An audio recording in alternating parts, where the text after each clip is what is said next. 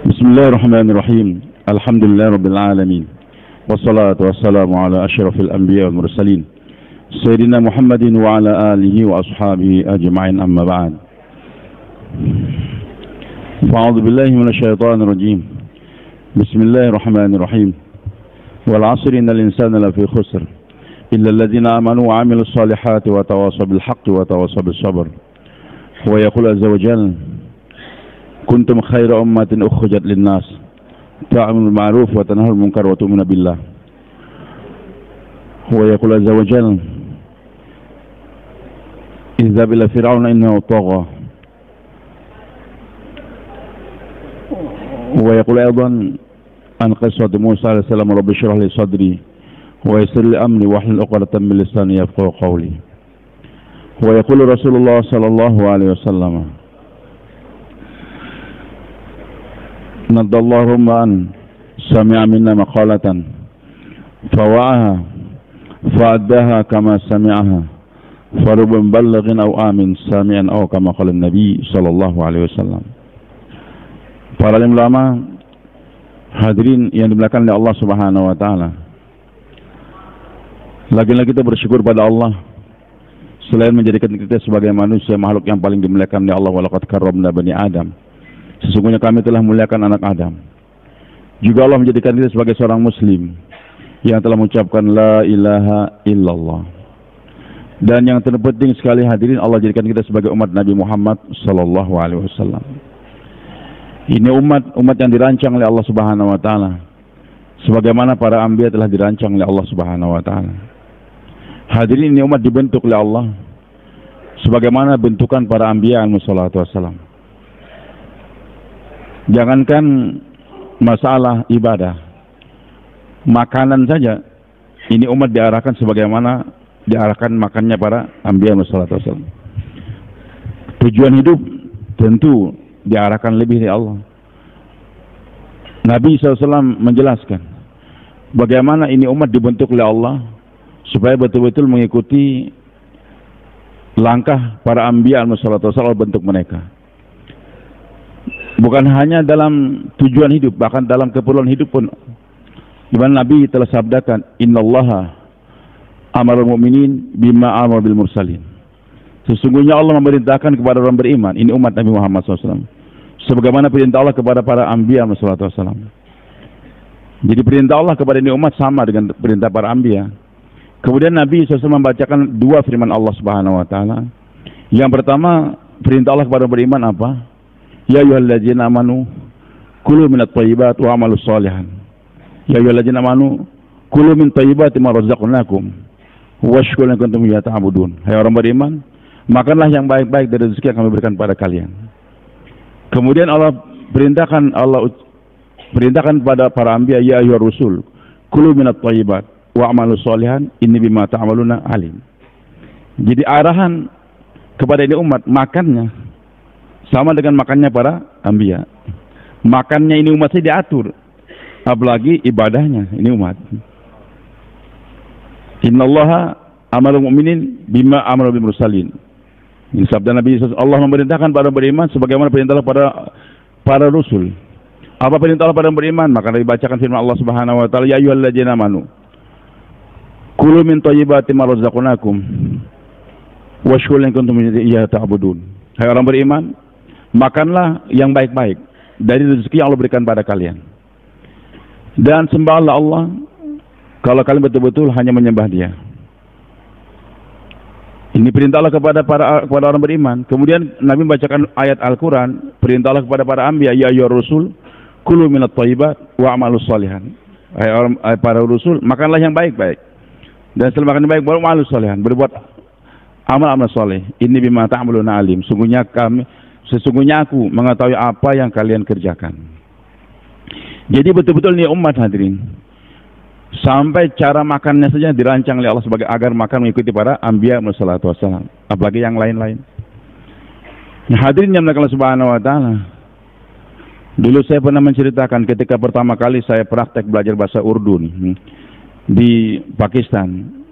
Setelah selesai saya mengulangi kembali hafalan Al-Quran yang dulu kita menghafal di salah satu masjid di Mesir. Saya jadi marbot selama 3 tahun.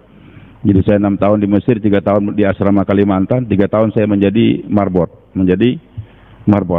Nyuci wisi. Di masjid tadi. Jadi muazin juga, ya kalau imamnya nggak ada kita terpaksa menjadi khatib juga, menggantikan imam. Sekali-sekali. Saya ke Pakistan, ke Raywin, mengulangin hafalan. 4 bulan selesai, paling benci bahasa Urdu. Saya orang yang paling benci bahasa Urdu. Selesai 4 bulan, saya dibawa oleh guru saya, Qari Amir, menghadap Syekh Jimshid. Ini Lutfi selesai mengulangi hafalan Quran. Apa arahan berikutnya? Saya lihat Syekh Jimshid yang tadinya duduk bersila, sekarang duduk kayak kita adab makan tuh, kayak orang mau perang. Dia katakan, Urdu suku, belajar bahasa Urdu dulu. Saya dibentak kayak gitu. Kenapa? Beliau katakan banyak jamaah kami bergerak di Indonesia, tapi nggak ada yang penerjemahnya. Saya seperti Sayyidina Umar dibentak oleh Abu Bakar. Jadi kadang-kadang yang namanya hikmah itu ada kelembutan, ada bentakan, itu juga hikmah. Jadi ada manusia yang kadang-kadang dilembutin, belajar bahasa Urdu nanti bermanfaat. Tapi ada anak, belajar kamu Urdu. Kalau nggak belajar Urdu bukan anak saya lagi kamu. Kadang-kadang harus bentakan begitu. Maka tadi yang saya benci Urdu, langsung Allah tanamkan saya cinta ke bahasa Urdu. Saya bilang saya taat kepada Syekh Jimshid. Mudah-mudahan Allah mudahkan. Alhamdulillah. Jadi Abu Bakar As-Siddiq radhiyallahu anhu mau kirimkan rombongan. Karena Nabi sudah tentukan Usama bin Zaid harus berangkat. Sore Ahad, Nabi sakit, ikat kepala dengan sorban merah. Kasih bayin hidayah. Usama harus berangkat menghadang tentara Romawi yang akan menyerang kota Madinah, pergi ke arah Syam sana. Dan Nabi katakan rombongan harus berangkat ini malam juga. Berangkat mereka sampai di Al-Juruf namanya, batas luar kota Madinah, dan nanti itu batas tempat Dajjal bisa bertahan, nggak bisa masuk Madinah, namanya Juruf. Berkemah di sana, menunggu yang lain-lain juga.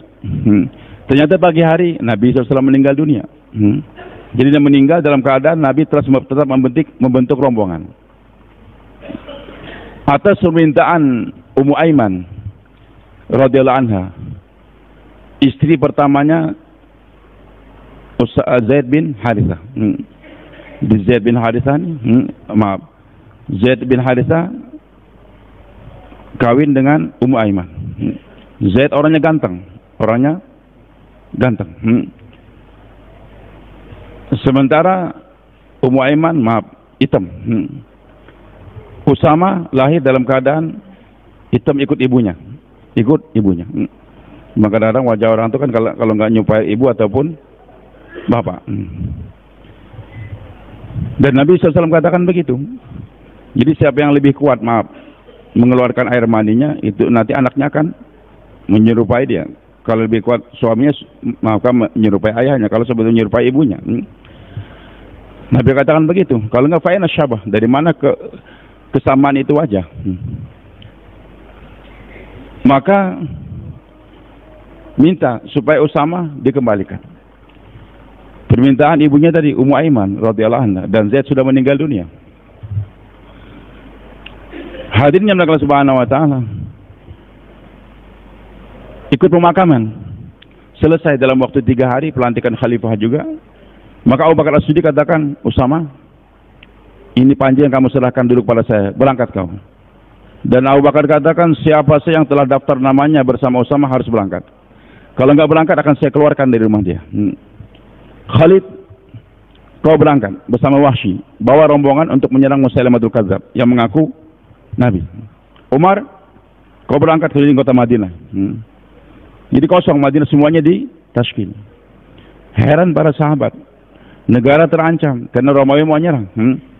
Begitu pula Persia mau nyerang juga. Kenapa Romawi dan Persia semangat ingin menyerang?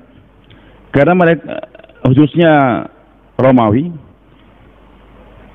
mereka berpikiran bahwasanya kita senantiasa terkalahkan dalam peperangan karena mereka memiliki nabi yang senantiasa hubungan dengan langit. Kalau berperang doa, dikabulkan doa, itu nabi, kita kalah.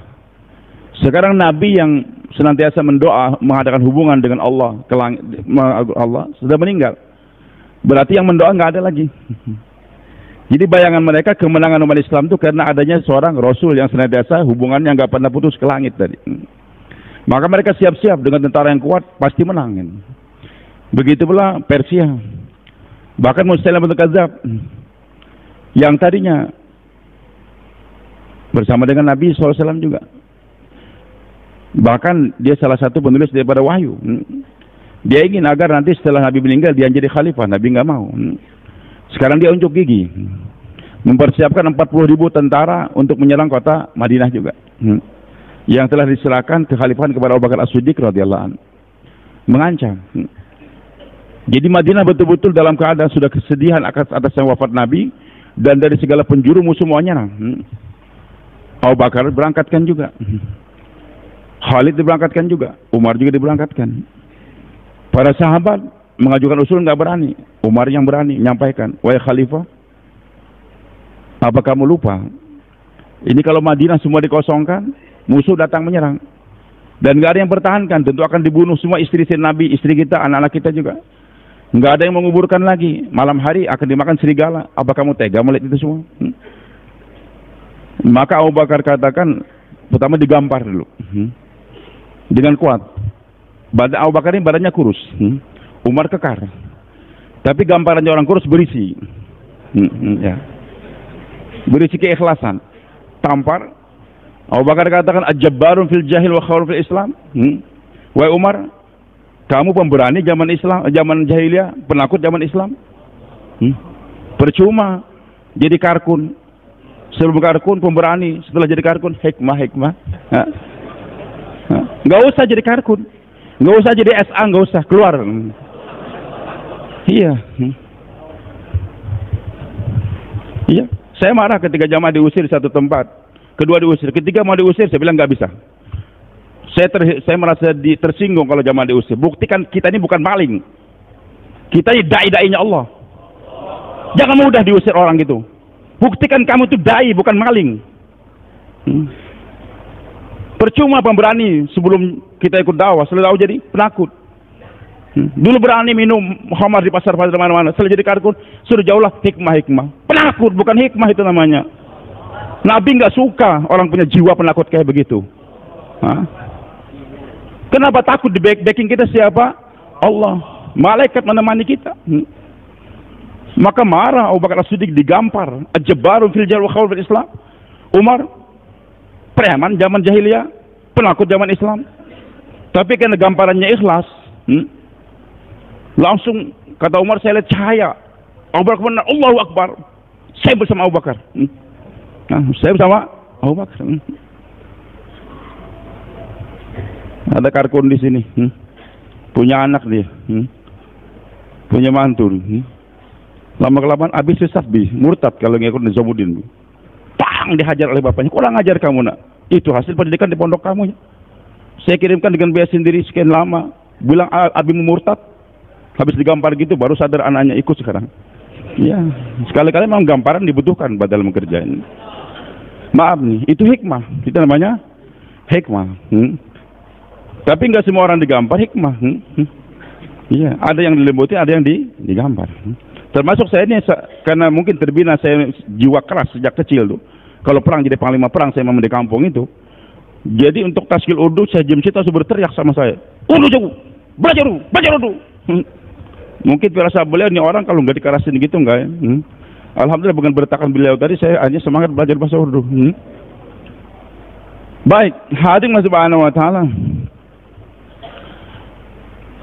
Maka Syekh Abdul Wahab mau bayan tangguh ke jamaah Jordan, mutarjim dari Arab ke Urdu nggak ada. Langsung saya ditugaskan oleh salah satu guru Rewin tadi, Lutfi. Itu kamu terjemahkan, Syekh Abdul Wahab terjemah Wafsi. Udah saya bilang gawat juga ujian pertama, menerjemahkan bayan Bay Wahab dari Urdu ke Arab. Tapi ya Allah tolong bantu saya nggak bisa apa-apa. Ajib, bayannya ajib. Syekh Abdul Wahab katakan apa? Allah Rabbul Alamin. Allah Rabbul Alamin. Alhamdulillah Rabbil Alamin. Rabb itu yang Al-Khaliq, yang menciptakan. Termasuk yang memelihara, yang ngasih makan. Itu semua termasuk dalam Rabb. rububiyah. Allah yang menciptakan, Allah yang memandaikan sebagainya. Alamin ini selain Allah, semua manusia, jin, malaikat itu alamin. Yang menciptakan siapa? Allah. Yang memelihara? Allah. Yang mementarkan mereka semua adalah Allah. Ini pohon termasuk alamin. Yang membelai itu biji terbelah dalam bumi siapa? Allah. Yang menjadikan tunas, batang siapa? Juga Allah Subhanahu wa taala. Ayam bertelur. Yang menciptakan telur siapa? Allah. Kemudian yang mengilhamkan kepada itu ayam untuk mengerami telur tadi siapa? Juga Allah. Yang memberitahu kepada itu ayam tepat bahwasanya kau punya anak sudah, itu telur menjadi anak dan kamu harus tombok itu telur tadi. Dan nomboknya nggak sembarangan. Kalau tomboknya darah mata akan buta itu anaknya tadi. Itu dikatakan oleh ulama, itu ayam tadi betina nomboknya pas di mulut anaknya tadi. Itu yang mengilhamkan itu siapa? Allah. Kemudian itu ayam tadi ketika sudah keluar daripada kulit telur tadi, yang mengajarkan sejalan siapa? Allah. Kalau bebek langsung pergi ke sungai bisa berenang. Yang mengajarkan dia bisa berenang siapa? Allah Subhanahu. Hadirin Allah, kata Syekh Abdul Wahab, termasuk dai ini adalah termasuk dalam al-alamin. Tentara, polisi, tentara itu semua adalah alamin. Termasuk dai. Dan dia katakan Allah Subhanahu wa taala mentarbiah dai sebagaimana Allah mentarbiah bayi. Mentarbiah bayi. Bayi ketika hari pertama lahir nggak bisa apa-apa dia. Bermacam-macam posisi bayi ketika lahir, tapi yang jelas akhirnya terlentang dia. Itu bayi terlentang. Nggak bisa berbuat apa-apa. Cuman itu bayi punya modal satu saja, bergerak. Apa? Gerak saja. Nanti nangis, gerak. Yang mentarbiah di Rob dia adalah Allah. Maka itu bayi bergerak dia, gerak. Lama-kelamaan itu bayi, dan memang ini manusia lain dengan binatang. Kalau binatang Allah ciptakan dengan mudah. Anak kambing lahir, udah bentar lagi bisa jalan. Itu bebek, ketika terlepas keluar daripada telur, nggak perlu ke kolam renang, nggak perlu dilatih dengan bayar sekian, nggak perlu, langsung bisa berenang. Tapi untuk manusia Allah katakan laqad khalaqnal insana fi kabad. Sesungguhnya kami ciptakan manusia dalam keadaan susah payah, dalam keadaan mukabadah. Kabad susah. Jadi lahir nggak bisa berenang kayak bebek, nggak bisa. Nggak bisa langsung bisa lari atau jalan kayak ular kayak binatang, nggak bisa. Kabad dalam keadaan susah. Maka tapi bayi punya modal, gerak saja dengan sesuai kemampuan dia. Lama-kelamaan itu bayi bisa balikkan badan dia. Mulai jalan, mulai lagi melangkah lagi, mulai duduk dia, mulai bisa berdiri, jalan selangkah dua langkah, duduk, jalan lagi, jatuh lagi, jalan lagi, jatuh lagi, jalan lagi. Terus bergerak sampai suatu saat menjadi pelari nomor 1 sedunia. Nah, yang mentarbiah dia siapa? Tapi yang penting bayi jangan kapok dalam bergerak. Jangan kapok untuk bergerak. Kalau suatu saat itu bayi setelah mulai berjalan jatuh, sakit pantatnya. Umi, Abi, aku tobat nih. Sakit pantatku sudah berkali-kali dirusak, jatuh terus. Mulai hari ini aku akan berhenti bergerak. Biarkan aku beristirahat selama 1 atau 2 tahun. Apa yang terjadi? Lumpuh dia, kayak polio gitu. Begitulah dai, kata Syekh Abdul Wahab damat barakatuhu. Ajib. Hari pertama nggak bisa apa-apa dia. Tapi Allah terbiah ini dai sebagaimana terbiahnya para anbiya, bergerak saja. Maka ciri umat Nabi Muhammad SAW harus bergerak. Kuntum khaira ummatin. Kenapa khaira ummatin? Ukhrijat, yang digerakkan. Jangan didiamkan. Umat dahulu didiamkan, tapi di umat digerakkan. Bergerak saja. Nanti kalau kamu bergerak, Allah akan mentarbiah. Hadirin subhanahu wa ta'ala, bergerak. Ukhrijat linas. Tapi bergeraknya dengan satu niat, linas, untuk memberikan kemanfaatan kepada manusia. Hari pertama daripada korban dai, nggak bisa apa-apa nih. Tapi yang penting bergerak saja. Bahkan Nabi kita Muhammad SAW tidak menghinakan beliau, tidak agung. Tapi Allah katakan siapa keadaan Nabi Muhammad SAW? Ma kunta tatlu min qabli min kitabin wala takhutu biyaminik. Wahai Muhammad, ingat, Ma kunta tatlu min qabli min kitab. Kamu dulu sebelum jadi nabi belum pernah baca satu kitab pun juga. Nabi nggak pernah baca satu kitab. Taurat, Zabur, Injil Nabi nggak pernah baca. Wala takhutu bi yamin, kamu nggak pernah nulis. Di keadaan Nabi Muhammad SAW berbeda dengan Nabi yang dahulu. Kalau Nabi yang dahulu artinya sudah pandai nulis, membaca banyak. Tapi kalau Nabi Muhammad nggak pernah nulis, nggak pernah baca. Bagaimana Nabi SAW menterbiah Nabi kita Muhammad SAW, Allah menterbiah Nabi kita Muhammad SAW. Baik hadirin, sebelum Nabi kita Muhammad SAW, Allah terbiah Nabi Musa alaihissalam. Wa ana akhtartuka fastami' lima yuha. Wahai Musa, aku pilih kamu sekarang jadi nabi. Boleh jadi nabi. Dengarkan pelajaran. Innani anallah, sungguhnya aku adalah Allah. La ilaha illa ana, tiada yang disembah dengan semua kecuali aku. Fa'budni, sembah aku. Wa aqimus sholata lidzikri, dirikan salat semata-mata hanya untuk mengingat aku. Udah. Pelajaran pertama, la ilaha illallah, la ilaha illa ana, la ilaha illallah. Baik, hadirin Allah, apakah dengan pelajaran tauhid, puncak daripada pelajaran adalah tauhid? Gurunya Allah, muridnya siapa? Nabi. Pelajarannya tauhid. The best guru Allah, the best murid Nabi Muhammad SAW. Pelajaran the best pelajaran lagi, the best lesson tauhid. Tempatnya bil wadil muqaddas, suci, steril, pakai sandal nggak boleh. Nah lantas apakah dengan dikasih pelajaran demikian langsung terhunjam itu iman di hati Nabi Musa tanpa menghinakan beliau? Maaf, beliau tinggi. Datang ujian, wa ma tilka biyaminika ya Musa, hai Musa, di tangan kanan kamu apa? Langsung beliau kata, ya aso, ya tongkatku ya Allah. Atawakkau alaihi, saya gunakan untuk berjalan. Wa ushbala gharami, saya gunakan untuk memburu kambingku. Dengan tongkat tadi menghalau kambing atau mukul daun-daunan sehingga dimakan oleh kambingnya. Waliya fiha ma'arib, dan banyak manfaat lain lagi dari tongkatku. Pengalaman beliau selama 10 tahun saja di rumah mertua gunakan itu tongkat. Dan tongkat, ada satu orang ulama dari Mesir mengarang khusus buku tentang tongkat Nabi Musa sebelum dan sesudah Nabi. Sebelum Nabi Musa Nabi, bagaimana tongkat beliau? Kelebihan sudah Nabi ada juga tongkat. Dan Nabi Musa berpengalaman menggunakan itu tongkat selama 10 tahun. Manfaatnya besar. Bahkan itu tongkat aneh. Kalau kita punya tongkat, pukul ke batu, tongkat kita patah. Kalau tongkat Nabi Musa enggak, pukul batu, batu yang pecah. Ada enggak orang punya tongkat kayak tongkat Nabi Musa? Enggak ada. Iya. Hadirin Allah Subhanahu wa taala. Maka beliau mengatakan waliya fiha ma'arib ukhra, banyak manfaat lain ya Allah. Padahal tadi baru belajar tauhid, la ilaha illa ana, la ilaha illallah, la nafi'a illa, belum, tidak ada yang memberikan manfaat kecuali aku. Ini Allah ingin menjelaskan bahwasanya kalau hanya di pesantren saja, di madrasah saja, pelajarannya tauhid, gurunya Allah, muridnya Nabi.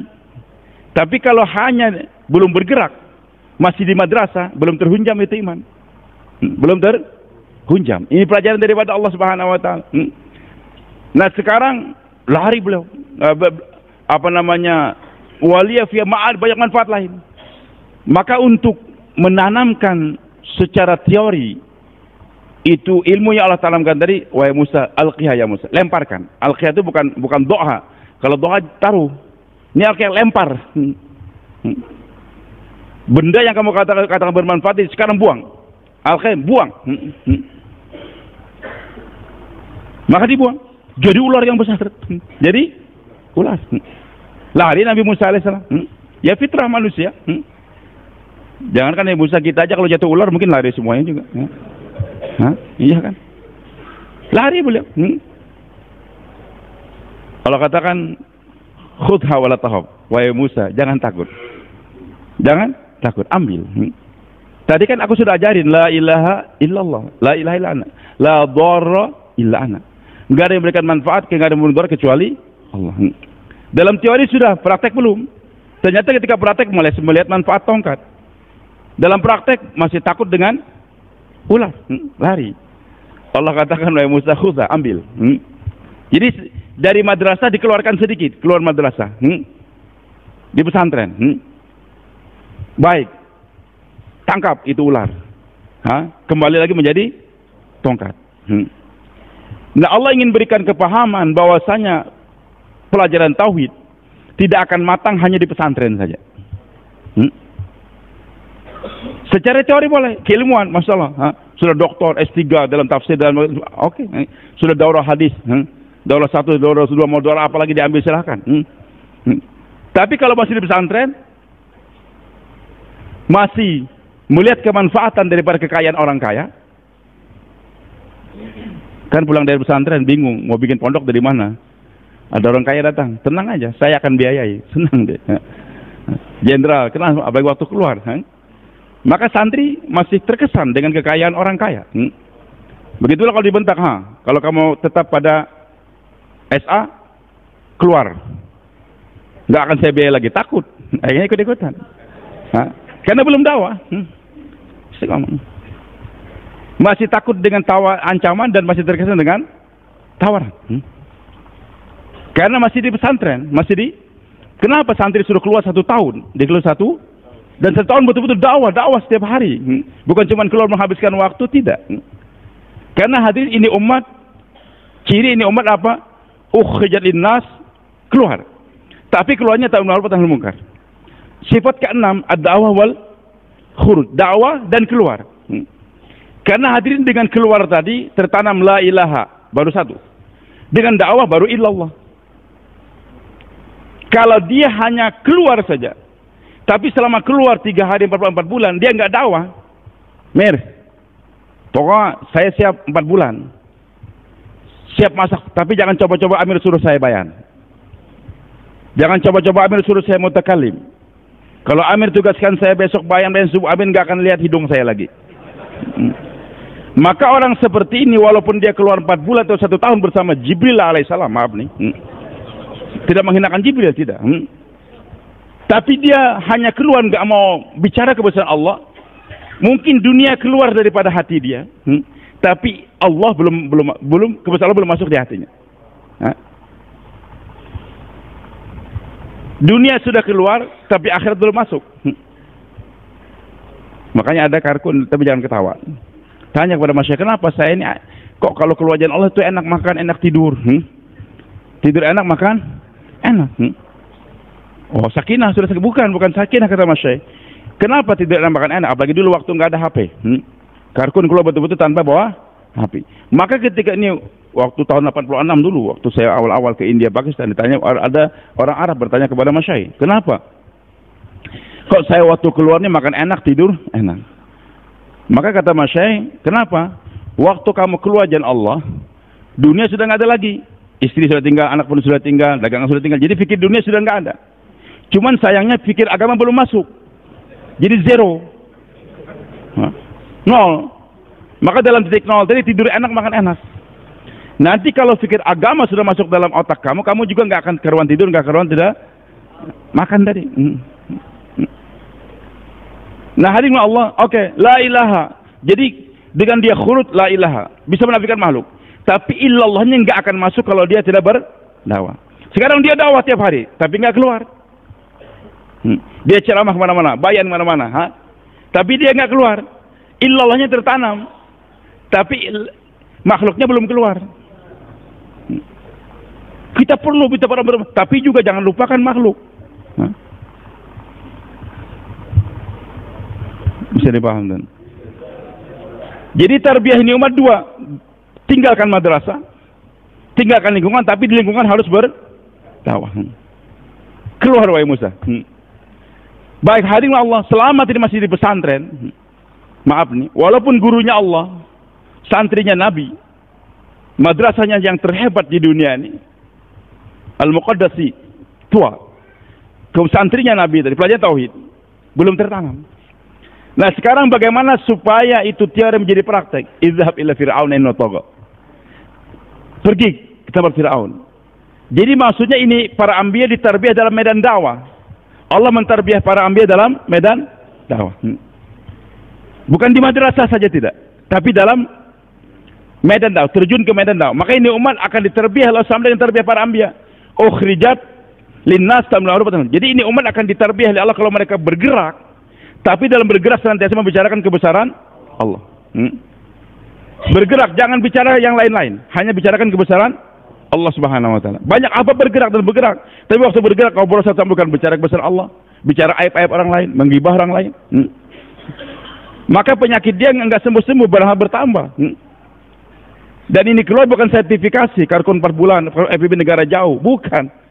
Ini keluar ada sarana untuk memperbaiki kehidupan kita. Ada perbaikan. Bukan sertifikasi sudah 4 bulan, 40 hari, bukan. Ada nggak perbaikan dalam diri saya, dalam ketauhidan, dalam ibadah saya, dalam muasyarah muamalah dan sebagainya. Yang kita inginkan. Kapan kita akan baik kalau kita bicara kebesaran Allah? Keluar wa qulu qaulan sadidan. Bicarakan itu sama. Baru yuslih lakum amal. Allah akan perbaiki hidup terbaik ini umat kalau umat bergerak tapi membicarakan kebesaran Allah Subhanahu wa taala. Nah, banyak sekarang ambab keluar dari keluar tapi sekarang nggak bisa lagi. Jarang bicarakan kebesaran Allah. Maka Mas Syekh katakan apalagi dalam ujian sekarang, ujian yang paling berat Mas sekarang ini. Udah, kerjakan 3 saja kan. Pertama, doakan saja mereka. Apa? Doakan. Yang kedua, jangan hiraukan pembicaraan mereka. Jangan hiraukan. WA macam-macam itu enggak usah diladeni. Enggak usah diladeni. Maaf, sebelum maghrib nih saya dapat telepon dari sana. Ustaz Lutfi, ya, siap. Lukman mana? Lukman Sunter. Oh iya, kenapa? Ini Maulana Mustaqim mau bicara dari Kebun Jeruk. Saya bilang enggak. Saya tidak bicara lagi dengan Maulana Mustaqim, maaf. Beliau guru kita muliakan. Tapi sekarang sudah beda arah. Sudah beda. Maka saya enggak bicara lagi dengan Maulana Mustaqim. Jangan mau saat saja mau telepon saya di waktu di Cikampek, mau kirim salam. Saya nggak bicara karena saya sudah ikut syura alami. Arahan saya mulai Ibrahim, mulai Ahmad. Jadi bukan lagi mulai saat pengarah saya. Tegas, beda. Kita nggak bisa basa-basi. Maaf, kita nggak bisa basa-basi. Arahan jelas. Masyayikh kita arahan tanpa menghinakan beliau. Maulana Mustaqim kita bersama-sama dalam safar dulu. Waktu sekarang tidak.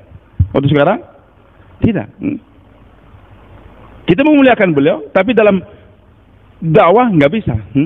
Kita punya garis tegas. Karena apa? Termasuk waktu kami sudah keliling-keliling, maaf nih, agak belok sedikit. Dengan syuruh awal-awal kita gerak dulu, datang sama. Telepon juga.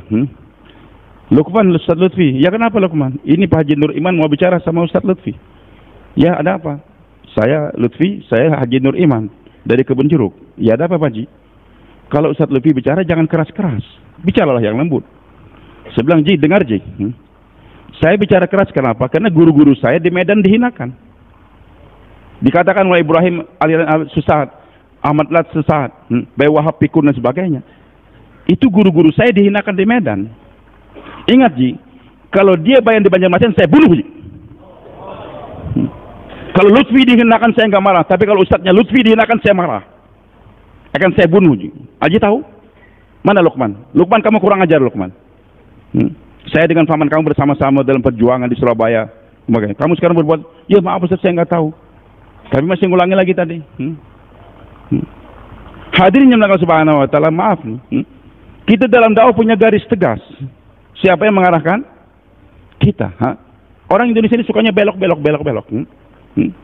Nggak punya kejantanan. Maka bencong semakin banyak di Indonesia ini kayaknya.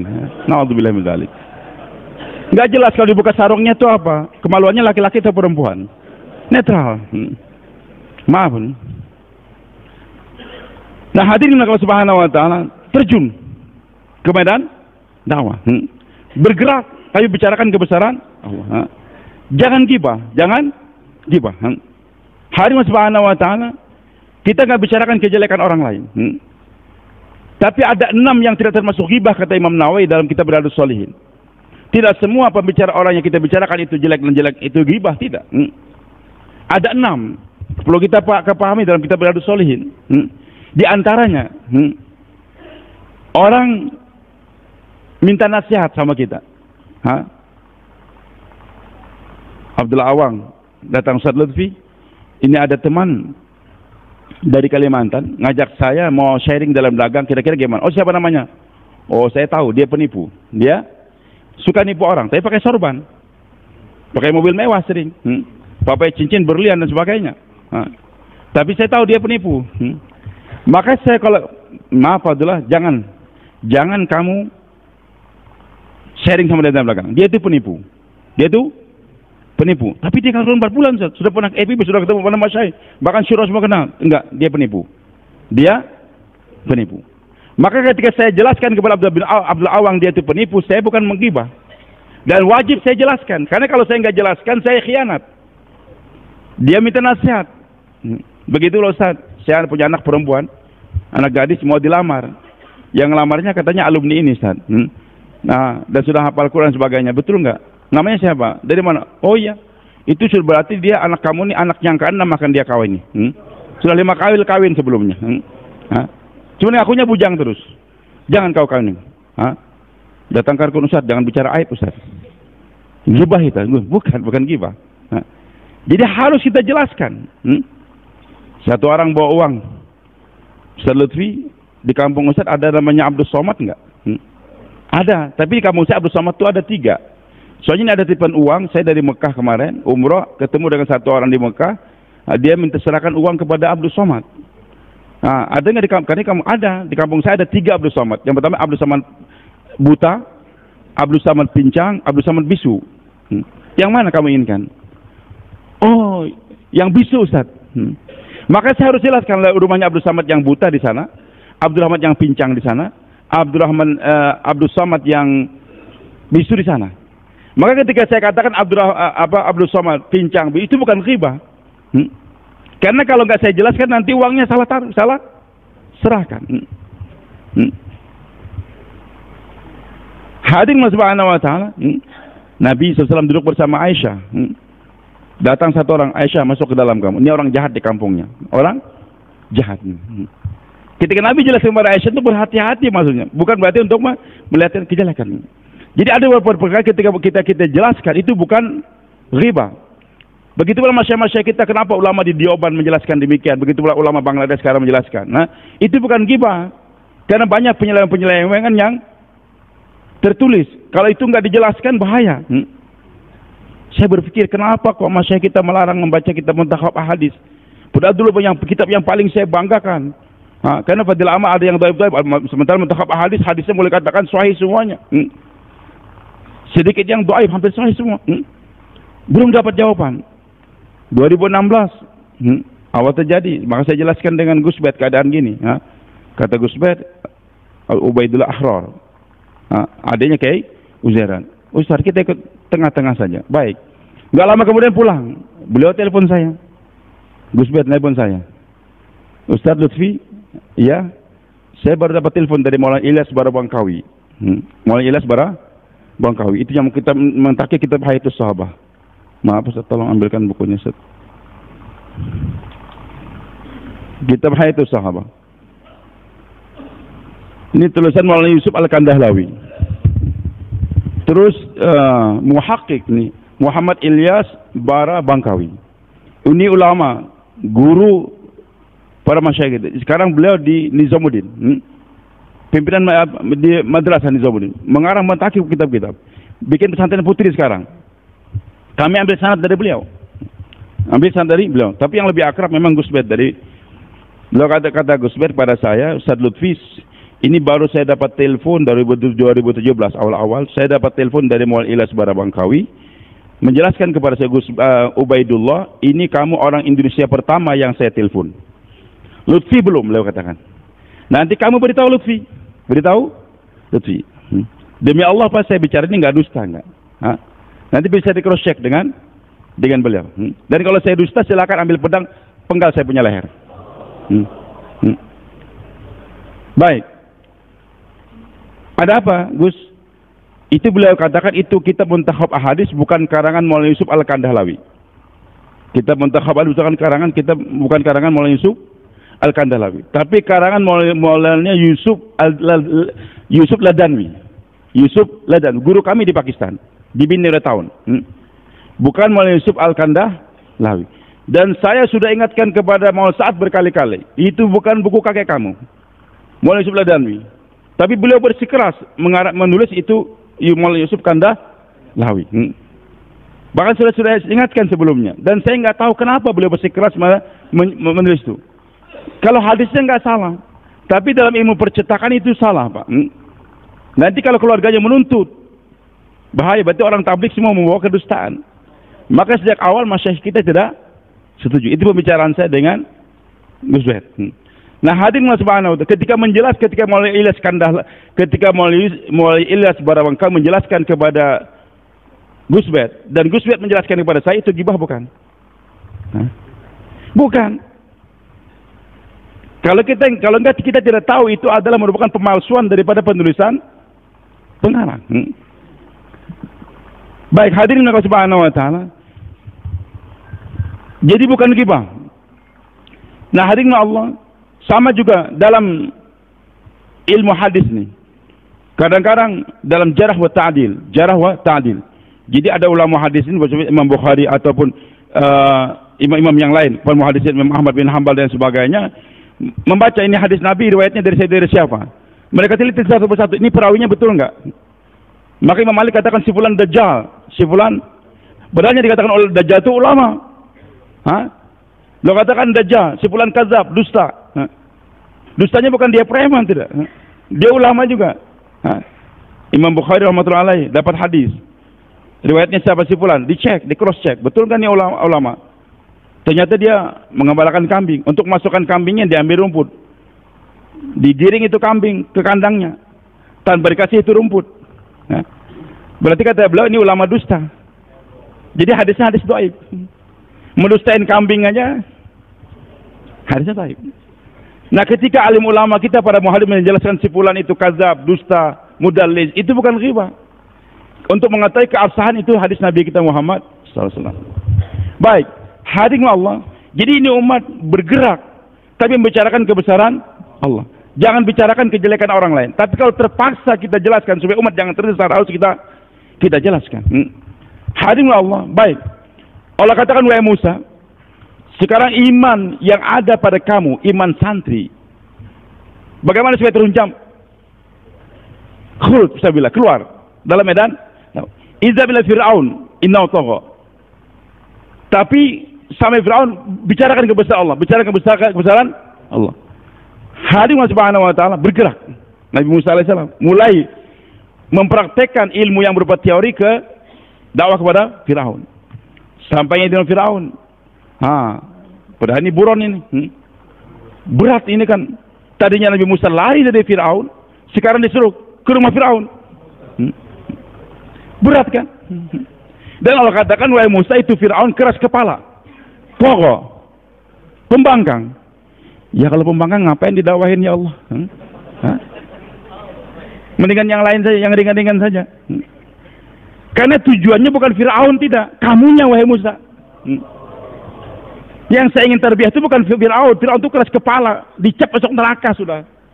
Tapi kenapa saya suruh kamu ke rumah Fir'aun untuk membina kamu? Jadi da'i ini suruh keluar bukan untuk kelihatannya kesana kesemari. Kelihatan untuk orang, enggak, untuk kamu. Keberangkatan, kalau kamu pun mau keluar dan kamu dakwah, nanti kamu diterbiah oleh Allah. Masalah orang lain itu enggak ada jaminan.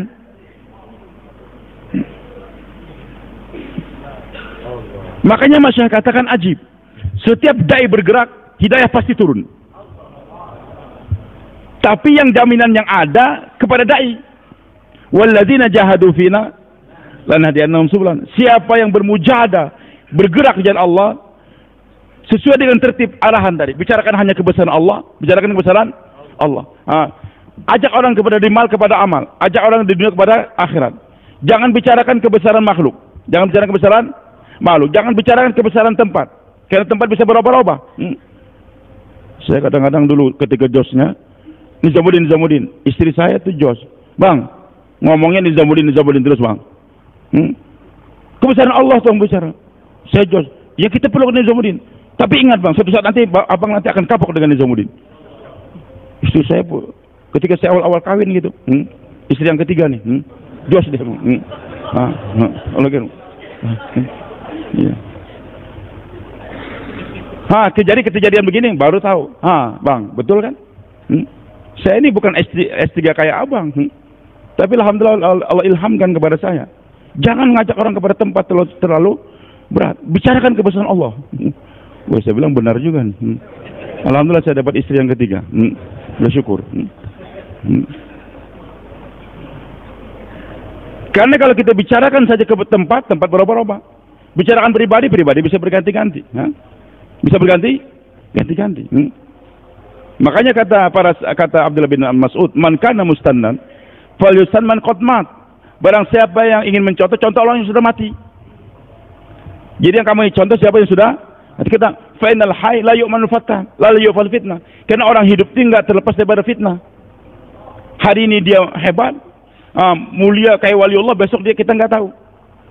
Hari ini jadi Bal'am bin Ba'ura, mukasyafat, besok bagaimana keadaan dia? Kayak anjing.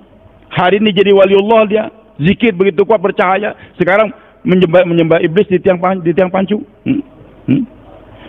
Maka kata beliau, man kana mustannan falyasan qatmat.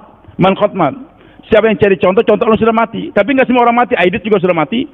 Untung mati juga sudah. Abu Jahal sudah mati juga. Siapa yang mati tersebut? Ulaika ashabun Nabi SAW. Mereka adalah para sahabat Nabi SAW. Jadi yang kita contoh adalah para sahabat radhiyallahu anhu yang sudah mati. Kalau yang hidup ini belum. Yang sudah. Kadang-kadang dulu dipuji, sekarang dicaci biasa. Sampai anak saya nangis-nangis dia. Umi. Dulu Abi dipuji, sekarang dicaci Umi katanya. Sabar nak kata istri. Ya biasa begitu. Hadirin yang Allah. Maka kalau dia bermujahadah, bicara kepada Allah, nanti Allah walladzina jahadu fina lanahdiyannahum subulana. Jadi janji Allah itu kepada dai, kepada orang lain enggak ada janji. Tapi yang jelas kata ulama, kalau matahari terbit pasti akan timbul cahaya. Dakwah bergerak pasti hidayah akan turun. Cuman hidayah tadi kepada siapa turunnya? Ada 4 poin yang kamu nggak ngerti, kata beliau. Yang penting kalau kamu buat ikut arahan, bicara kebesaran Allah Subhanahu wa taala senantiasa. Jangan bicara kebesaran pribadi, jangan bicarakan kehebatan simpulan enggak. Jangan bicara masalah kehebatan tempat, tidak, tapi kehebatan Allah Subhanahu wa taala. Buat kerja. Nanti hidayah Allah janjikan kepada dai dulu. Tapi efek daripada pengumuman dai Allah turunkan juga hidayah. Tapi ada 4 poin yang kamu enggak ngerti. Yang pertama, kepada siapa turunnya hidayah, di mana, kapan, dan bagaimana. Ini 4 perkara yang di luar hitungan otak kamu. Kata masyarakat kita. Kepada siapa turun hidayah? Wahai Musa, idza ila fir'aun innahu tagha. Pergi ke rumah Firaun. Firaun keras kepala, enggak bakal terima hidayah. Tapi saya suruh kamu pergi itu untuk membina kamu sendiri. Dan enggak bisa memang terbina akhirnya. Saya lompatkan dulu ke rumah Firaun. Ngapain ke Firaun? Yang penting ke rumah Firaun. Betul yang di Firaun yang dituju enggak dapat hidayah, bahkan nantang ingin bunuh. Tapi berkat kepergian Nabi Musa alaihissalam, yang targetnya Firaun bahkan yang mendapatkan hidayah siapa? Istri beliau. 80.000 tukang sihir masuk Islam akhirnya. Kalau Nabi Musa nggak pergi dengan alasan Firaun keras, ngapain didakwahin? Beliau nggak tertarbiyah dan hidayah nggak turun kepada istrinya Firaun. Jadi kadang-kadang kita khususnya kepada siapa? Simpulan, nggak bakal dapat hidayah, nggak usah. Sudah 100 kali. Itu bukan urusan kamu. Datangi saja. Mungkin yang 100 kali dia nggak dapat hidayah, tapi pembantunya yang dapat hidayah. Orang tuanya bisa dapat hidayah. Begitu. Yang kedua, kapan? Bukan urusan kamu. Sejak awal menemani Nabi SAW, sementara ayahnya nggak masuk Islam. Tukaran batin Abu Bakar As-Siddiq radhiyallahu anhu. Yang lain satu bersama Islam, tapi ayah sendiri nggak masuk Islam. Sampai hijrah ke Madinah belum masuk Islam juga. Setelah Nabi berdakwah 21 tahun, ke waktu Fathu Mekah tahun ke-8 Hijriah, baru ayahnya masuk Islam. Kapan ayahnya masuk Islam? Ayahnya Abu Bakar masuk Islam kapan? Tahun ke-8 Hijriah setelah Nabi berdakwah 21 tahun lamanya. Menahan tekanan batin itu gimana? Saya dakwah kemana-mana, ayah saya belum masuk Islam. Biasa, tenang saja. Waduh, ngapain kamu dakwah? Ayah kamu sendiri belum ikut dakwah. Itu bukan urusan saya, itu urusan Allah. Tapi saya sudah bergerak. Yang ketiga, di mana? Dakwah di Mekah 13 tahun. Yang masuk Islam nggak sampai 1000. Bisa dihitung dengan jari saja. Tapi aneh, Mus'ab bin Umair 1 tahun di Madinah, nggak ada satu buah rumah pun di Madinah kecuali masuk Islam semua.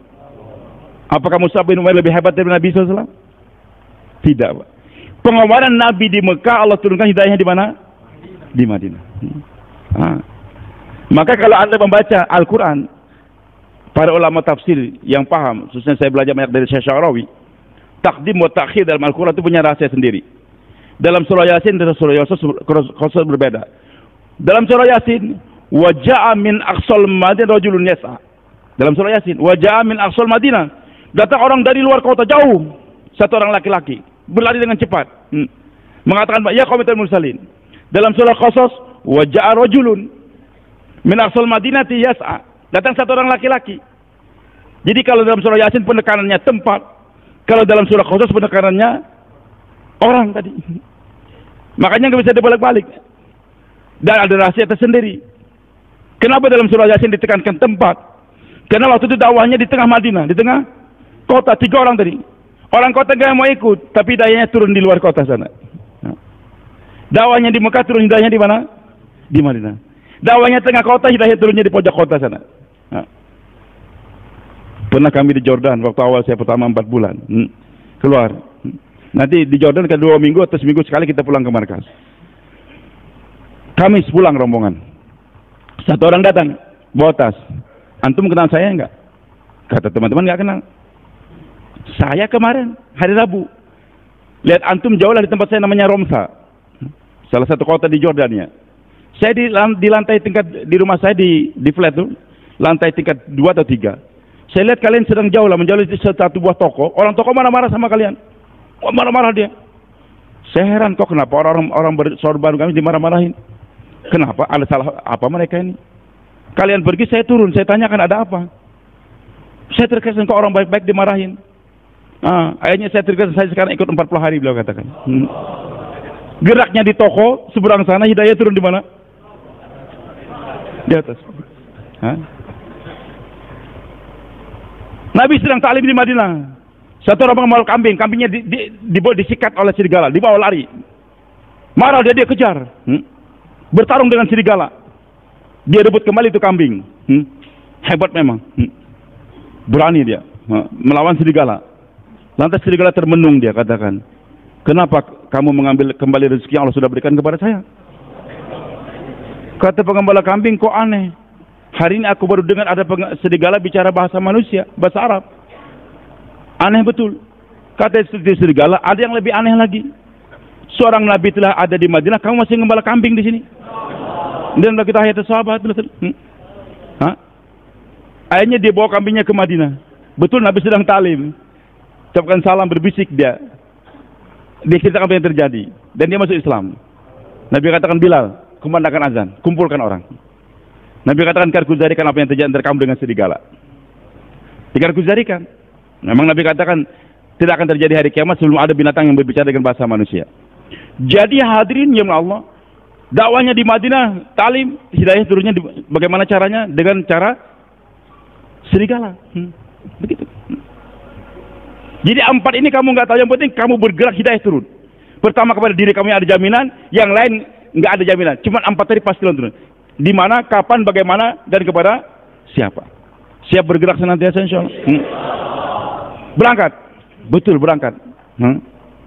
Nabi Musa AS perlihatkan tongkatnya jadi ular, buka tangan, bercahaya. Fir'aun katakan, wahai Musa jangan dengan saya dulu, dengan anak buah saya aja dulu. Biasa preman-preman begitu. Jago-jagoan itu, kalau mau berkelahi anak buah dulu. Kapan waktunya wahai Musa? Padahal dia menunda waktu untuk mengatur kekuatan. Nabi Musa katakan, udah atur waktu. Di saat-saat orang hari raya Mesir, kumpulkan tanah lapang, 80.000 itu orang Mesir dikumpulkan. Lemparkan tongkat dan tali mereka masing-masing. Terjemah berapa? 80.000 kali 2. 160.000 ular. Ketika ular bergerak menyerang Musa alaihissalam, Nabi Musa enggak lari. Tadi lihat satu ular lari. Sekarang lihat 100.000 ular enggak lari. Tapi masih rasa takut. Fa'ujan safi nafsi khifah, masih ada rasa takut sedikit. Masih ada keseruan. Tadi dia lari, sekarang enggak lari. Tapi masih takut. Allah kata, wahai Musa, qulna la takhaf innaka talaq. Wahai Musa, jangan takut. Kamu yang menang, lemparkan kau punya tongkat. Makan, habis 160.000 ular. Entahlah ada kemana, Allah yang tahu.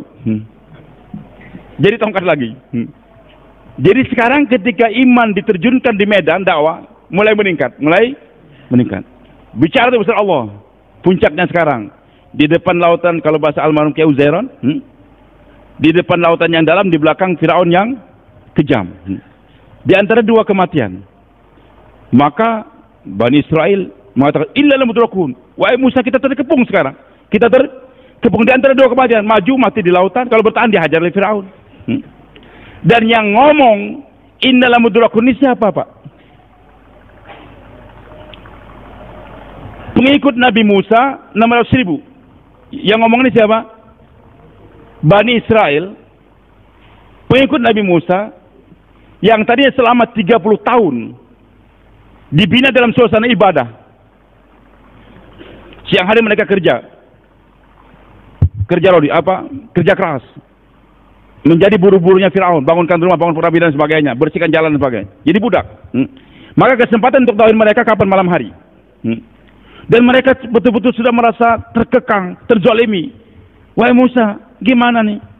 Kita sekarang dihinakan. Minta kepada Allah supaya kita terbebaskan dari perbudakan gini. Musa menajik Allah, apa jalan yang terbaik untuk menyelamatkan Bani Israel yang sudah dizalimi demikian lama. Wa wahayna ila Musa wa akhihi an tabawwa liqaumikum bisbuyutan wa ja'alu buyutakum qiblatan wa aqimus shalah. Kami wahyukan kepada Musa dan kakaknya Harun alaihi wasallam untuk menjawab pertanyaan Bani Israel tadi, an tabawwa liqaumikum bisbuyutan, tempati rumah-rumah di Mesir. Malam hari. Wa ja'alu buyutakum qiblatan, jadikan itu rumah-rumah sebagai kiblah, musalla, tempat salat. Karena siang hari enggak boleh. Maka malam hari Nabi Musa jauhlah, kumpulkan sekian banyak rumah, laki-laki kumpulin di rumah ini, targib. Nanti sekian lagi, banyak lagi, targib lagi. Selama lebih kurang 30 tahun Nabi Musa alaihissalam berapa? Mendakwahin, dibina, diajarkan zikir, sholat, wa aqimus shalah, didikan sholat. Jadi targiban Nabi Musa alaihissalam supaya Bani Israil memperbaiki hubungan kepada Allah melalui apa? Sholat. Yang sibuk cuma dua saja, Nabi Musa dengan Nabi Harun, dibantu dengan 70 orang nakib tadi. Targib, ajarin sholat, sholat. Sudah matang imannya, hubungan pada Allah. Wahai Musa, asri bi ibadi, lailan, innakum muttaba'un. Bawa keluar murid-murid kamu yang diajar zikir nih. Suluknya berapa tahun? Bukan 4 bulan, Pak. Ikut suluk 30 tahun, nggak main-main. Mursyidnya siapa? Musa. Muridnya siapa? Bani Israil. Berangkat. Jadi, tapi ketika melihat lautan yang dalam, Firaun yang kejam mengatakan, innal lamudrakun, kita terkepung. Lupa. Suluknya tadi lupa. Mungkin tasbihnya bergerak tapi sudah lupa mengucapkan Allah. Jadi Allah ingin bagi tahu, wahai Musa tanpa menghinakan, maaf, kawan-kawan yang berzikir bagus zikir, Pak. Tapi kalau hanya iman dibentuk dalam zikir saja, melihat keadaan terkesan. Maka tadi imannya santri, ini imannya sufi, sekarang imannya dai apa? Yang telah terbina. Kalla, jangan takut. Inna ma'ya Rabbi sayahdin. Bersamaku Robku, dia akan berikan petunjuk padaku. Jadi hebat Pak Nabi Musa alaihissalam, aneh. Beliau sudah tahu bagaimana kehebatan tongkat beliau tadi. Bisa menelan ular, menakut-nakuti Firaun. Tapi ketika puncak tantangan di depan lautan di belakang Firaun, beliau katakan apa? Jangan takut, bersamaku tongkatku sudah kuisi.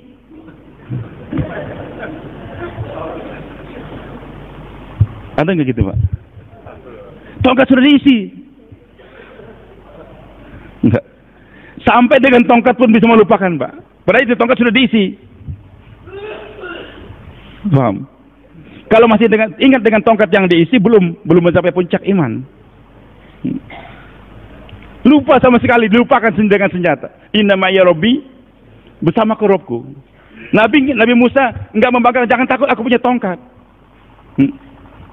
Dan memang perintah Allah aneh. Allah katakan ketika Nabi Musa katakan, inna Rabbi sayahdin. Kalla inna ma'ya Rabbi sayahdin. Hidayah pada apa? Wahai Musa, idrib bi aswaqal bahar. Pukul itu laut dengan tongkat. Pukul itu laut dengan tongkat. Aneh perintah Allah ini kepada dai ini, emang aneh. Hah? Nggak masuk akal. Dan memang perintah Allah nggak perlu dimasukkan di akal, nggak. Perintah Allah di hati. Yang masuk akal, wahai Musa, jangan takut, balik kanan, lempar kau punya tongkat. Iya kan? Lempar dengan kuat, pecah kepala Fir'aun, menang. Menyerah semua anak buahnya. Tapi perintah Allah, pukul laut.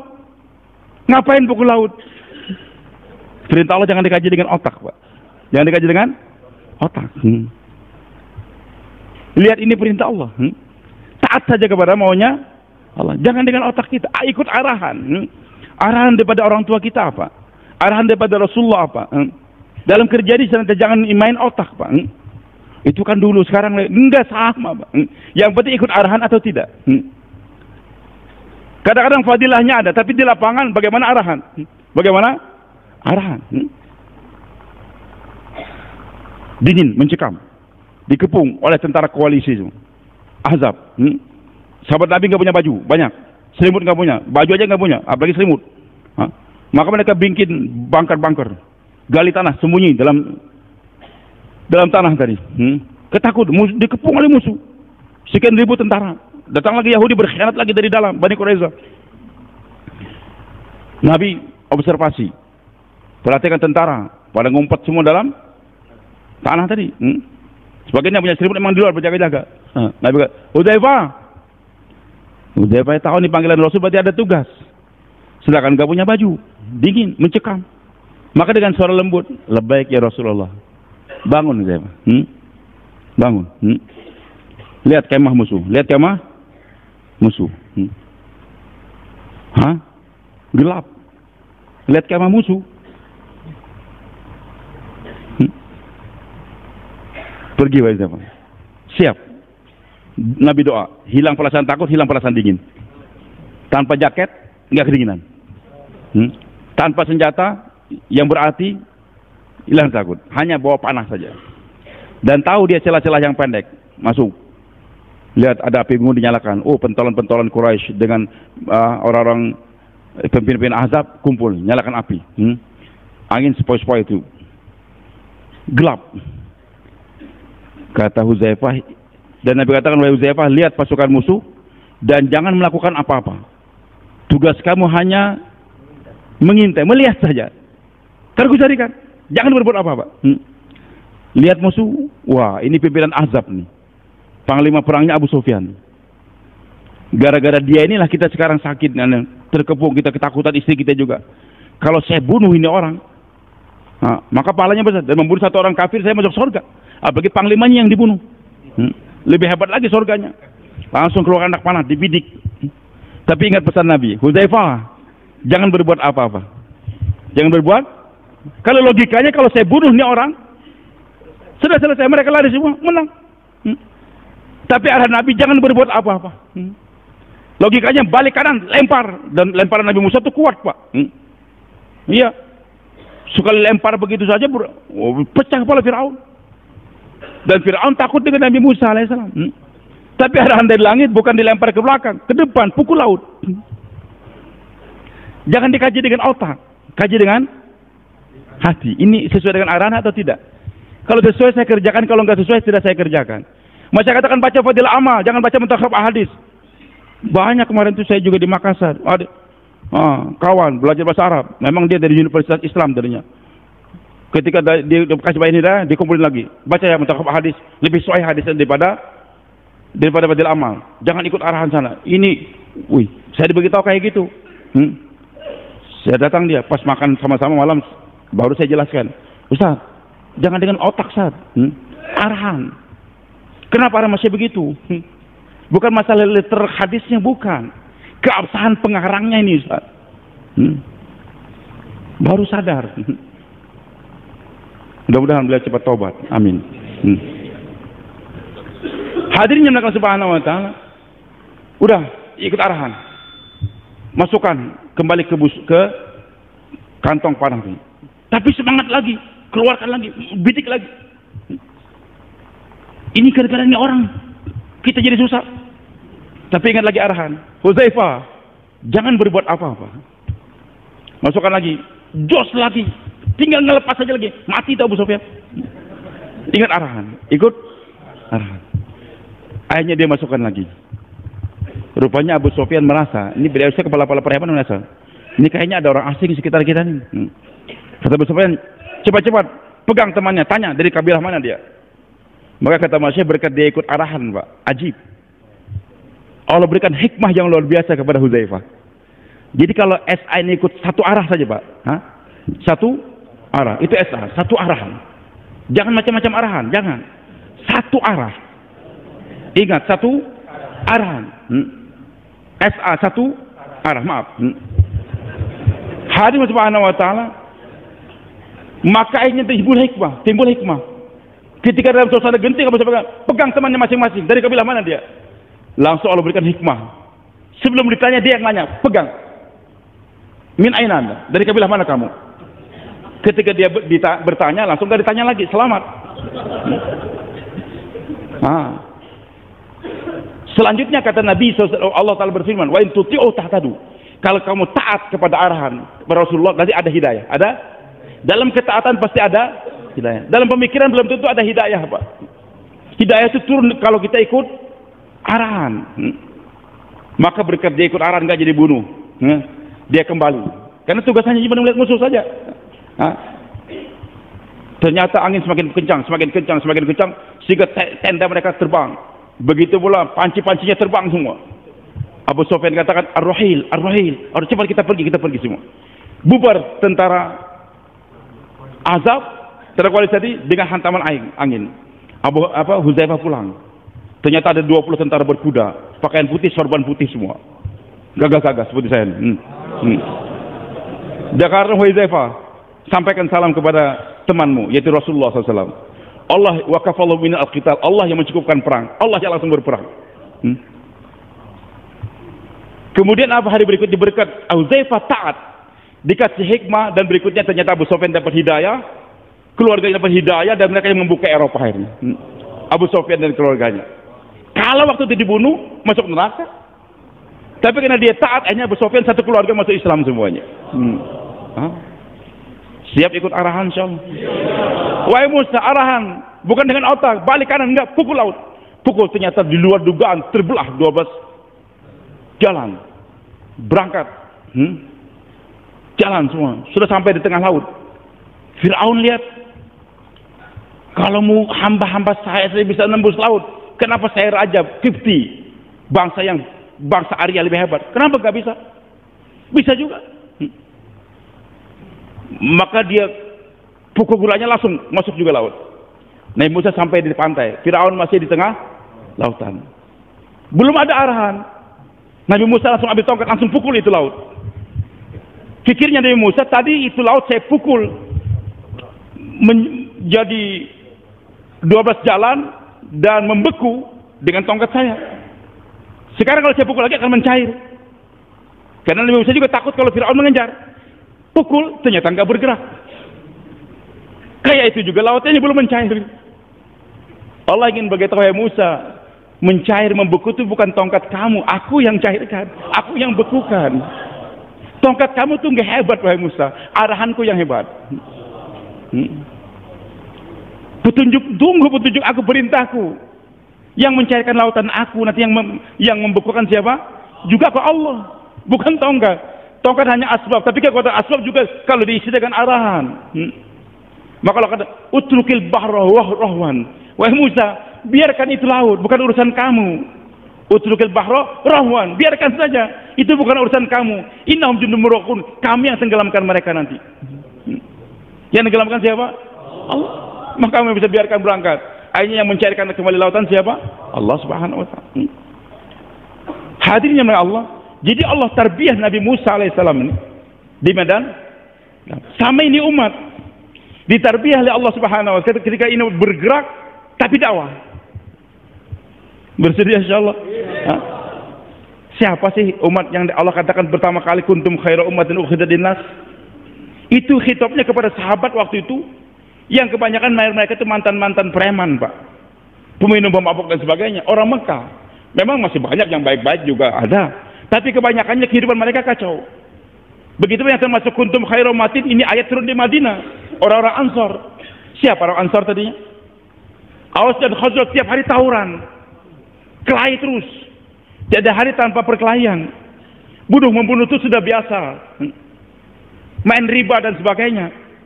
Tapi masyarakat yang bobrok kayak begini ketika terjun di medan dakwah, Allah puji kuntum khaira ummatin. Di mana awal pembinaannya, Pak? Perintah Allah kepada ini umat sama dengan perintah para nabi. Kalau ini jangankan dari masalah ibadah, makan aja ikut cara nabi, ikut cara para anbiya, dibina oleh Allah. Bagaimana dibina? Berangkat. Maka Nabi SAW sabdakan ajib kepada Nabi Isa alaihissalam. Riwayat Imam Ahmad bin Hanbal.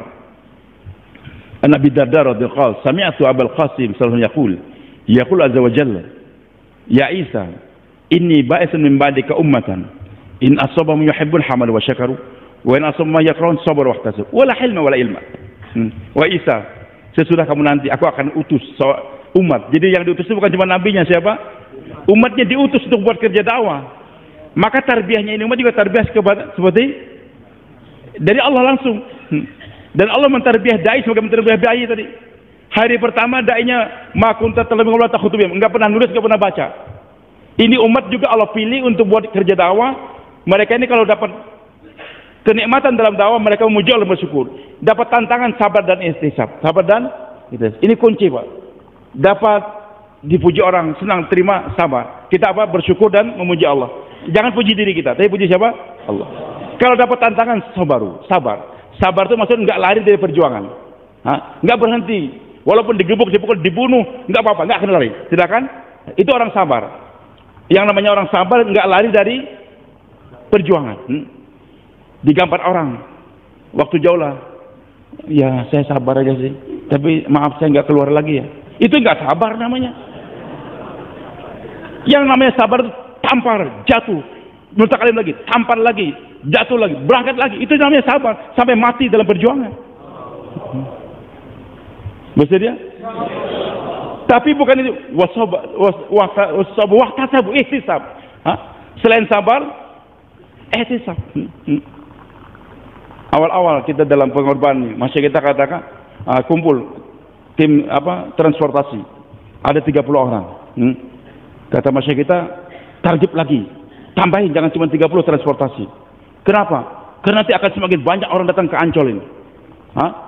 Karena janji Bayi Wahab begitu. Setelah merayu 2 tahun mulai saat agar kembali ke surah alamin, nggak mau. Lo kata sudah, kita kerja masing-masing. Kerja masing-masing. Dan nanti Allah akan perlihatkan orang akan menuju kepada kalian semua nanti. Suatu saat nanti orang akan SA semuanya. Jangan takut.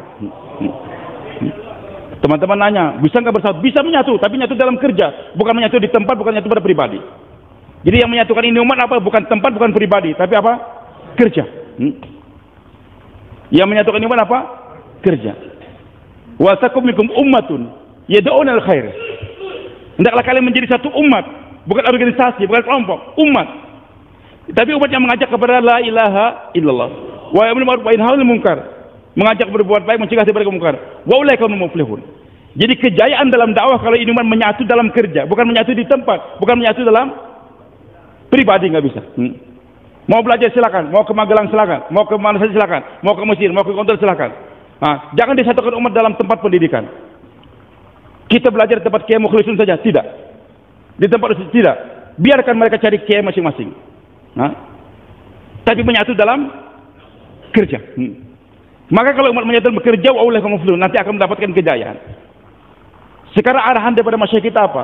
Dekati alim ulama. Dekati alim ulama. Para habaib juga dekatin. Jangan bayan-bayan yang bertentangan dengan fatwa ulama.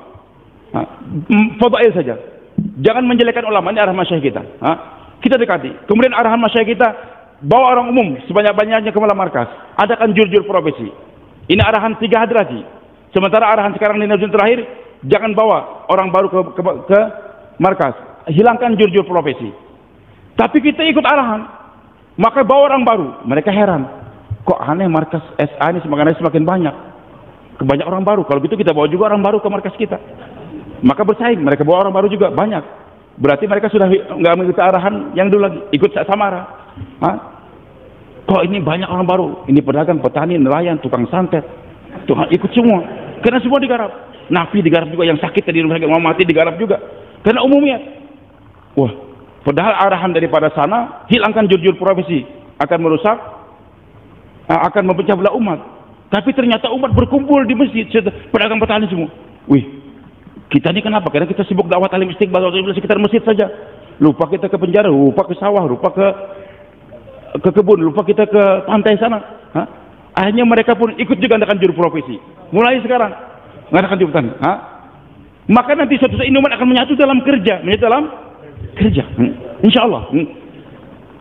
Ikut arahan. Begitulah hadirin, kita nggak ada keamiran. Sekarang nggak ada amir. Setelah Maulana Amul Hasan, pesan daripada Maulana Ilyas dalam maktubat beliau, suatu saat nanti ini kerja akan dihandle oleh syura, beliau katakan. Dipraktekkan oleh Maulana Amul Hasan. Setelah aku nanti nggak ada amir, nggak ada bayat. Tidak ada bayat. Bukan berarti nggak menyetujui keamiran, menyetujui, tapi orang yang capable untuk jadi amir sekarang ini belum ada. Jangankan di seluruh di Indonesia saja, belum ada satu-satu orang Muslim yang betul-betul bisa diakui jadi amir jamaah Islamiyah di Indonesia. Ada nggak? Kira-kira? Maaf nih, Habib Rizik mau menyatakan, kita muliakan beliau, kita hormati beliau. Tapi apa diterima oleh semua? Jangankan di kalangan para Habib sendiri masih berbeda pendapat. Amin Rais, Ustaz Lutfi, kacau lah itu. Iya kan? Jangankan sedunia, di Indonesia aja belum ada, Pak. Belum Allah munculkan. Tapi nanti Allah munculkan, pasti Allah munculkan. Imam Mahdi pasti akan datang. Itu yang berhak jadi amir nanti hadirin. Sekarang institusi syura. Nah nanti umat akan menyatu. Begitulah hadirin subhanahu wa ta'ala, usul-usul. Katakan kembali kepada usul masyayikh kita tadi. Nah hadirin yang Allah subhanahu wa ta'ala, maka ini umat dibina lewat kapan? Terjun. Allah katakan aneh. Sabar. Jangan tinggalkan ini kerja. Bersedia insyaallah.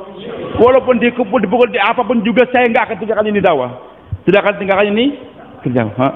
Mau diapain saja nggak terkesan. Kobaran api silakan, dipanggang tetap nggak akan tinggalkan. Silakan tinggalkan. Dan aneh Pak. Suatu saat awal-awal dulu saya di sini. Udah hampir tidur saya. Datang telepon satu orang, Karkun. Ustaz Lutfi di mana? Di Ancol. Oh, saya di bandara Ustaz. Di Cengkareng. Bisa nggak ketemu Ustaz sebentar saya? Bisa. Saya tunggu. Saya nggak tidur insyaallah. Datang 3 orang dari Ternate dia. Dari Ternate. Karena dengar surah mau ke Ternate. Saya Pak Muslim langsung peluk. Ustaz. Saya cinta Ustaz. Tapi saya nggak rela darahnya Ustaz tercecerkan di Ternate. Tolong jangan ke Ternate sekarang Ustaz. Jangan Ustaz. Ustaz saya cintai, tapi saya nggak rela darahnya Ustaz tercecerkan. Tolong jangan datang ke Ternate Ustaz. Kami akan suasanakan dulu, tenangkan dulu baru Ustaz datang. Saya ketawa. Dulu kau pemberani melawan Kristen, sekarang jadi penakut. Kami tetap akan datang ke Ternate. Dan saya sudah siap mati untuk ini kerja. Masalah terkucurnya darah itu bukan urusan saya. Yang penting dakwah saya pegang. Tunggu kamu 2 hari sini. Dengarkan program. Tapi subuh sudah hilang deh. Sudah kembali ke Ternate lagi. Saya terpikir. Tapi ada ilham juga. Bagus juga. Maka saya katakan bilang dengan teman-teman. Yang menghalang da'i dalam dakwah ini 2. Abu Jahal dengan Abu Thalib. Abu Jahal penghalang dakwah. Abu Thalib juga sebenarnya penghalang dakwah. Cuman Abu Jahal tadi karena kebencian. Benci kepada Nabi SAW. Menghalang. Mau bunuh Nabi. Abu Thalib kasihan, sayang sama Nabi, keponakannya dikisan. Maka beliau katakan, wahai Muhammad, berhentilah kamu dakwah. Kasihan kamu dibusuhin orang, disiksa orang. Jadi Abu Thalib menyuruh Nabi berhenti dalam dakwah. Kenapa? Karena kasihan. Nah sekarang orang tipe Abu Jahal dengan Abu Thalib masih ada sekarang ini. Ada yang karena kebencian, ada yang karena sayang. Dai jangan terkesan. Mau diancam Abu Jahal nggak terkesan, dikasihani Abu Thalib jangan terkesan juga. Nanti mertuanya bilang, nah kasihan nak, kamu capek-capek berhenti aja. Kalau sudah angin reda baru kamu bergerak. Layar angin reda baru mau berlayar. Mau sampai kemana? Justru jalannya itu perahu ketika angin kencang.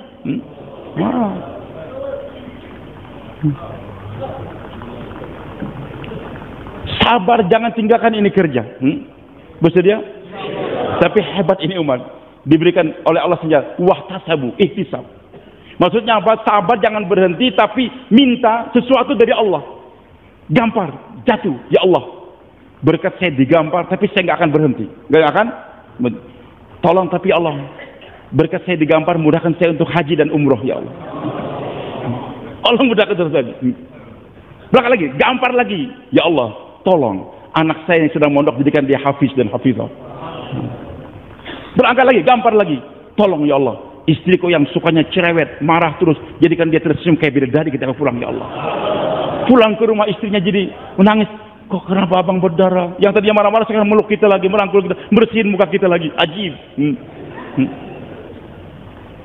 Tadi malam saya dijemput oleh kawan transportasi. Saya bilang, kamu berapa sekarang transportasi? Oh, semakin sibuk Ustaz.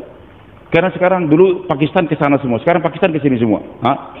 Begitu pula India 76% lebih sudah ke sini. Sebentar lagi 2018, 2019 Bangladesh semua ke Ancol. Semakin sibuk. Maka saya katakan kamu jangan kapok ya.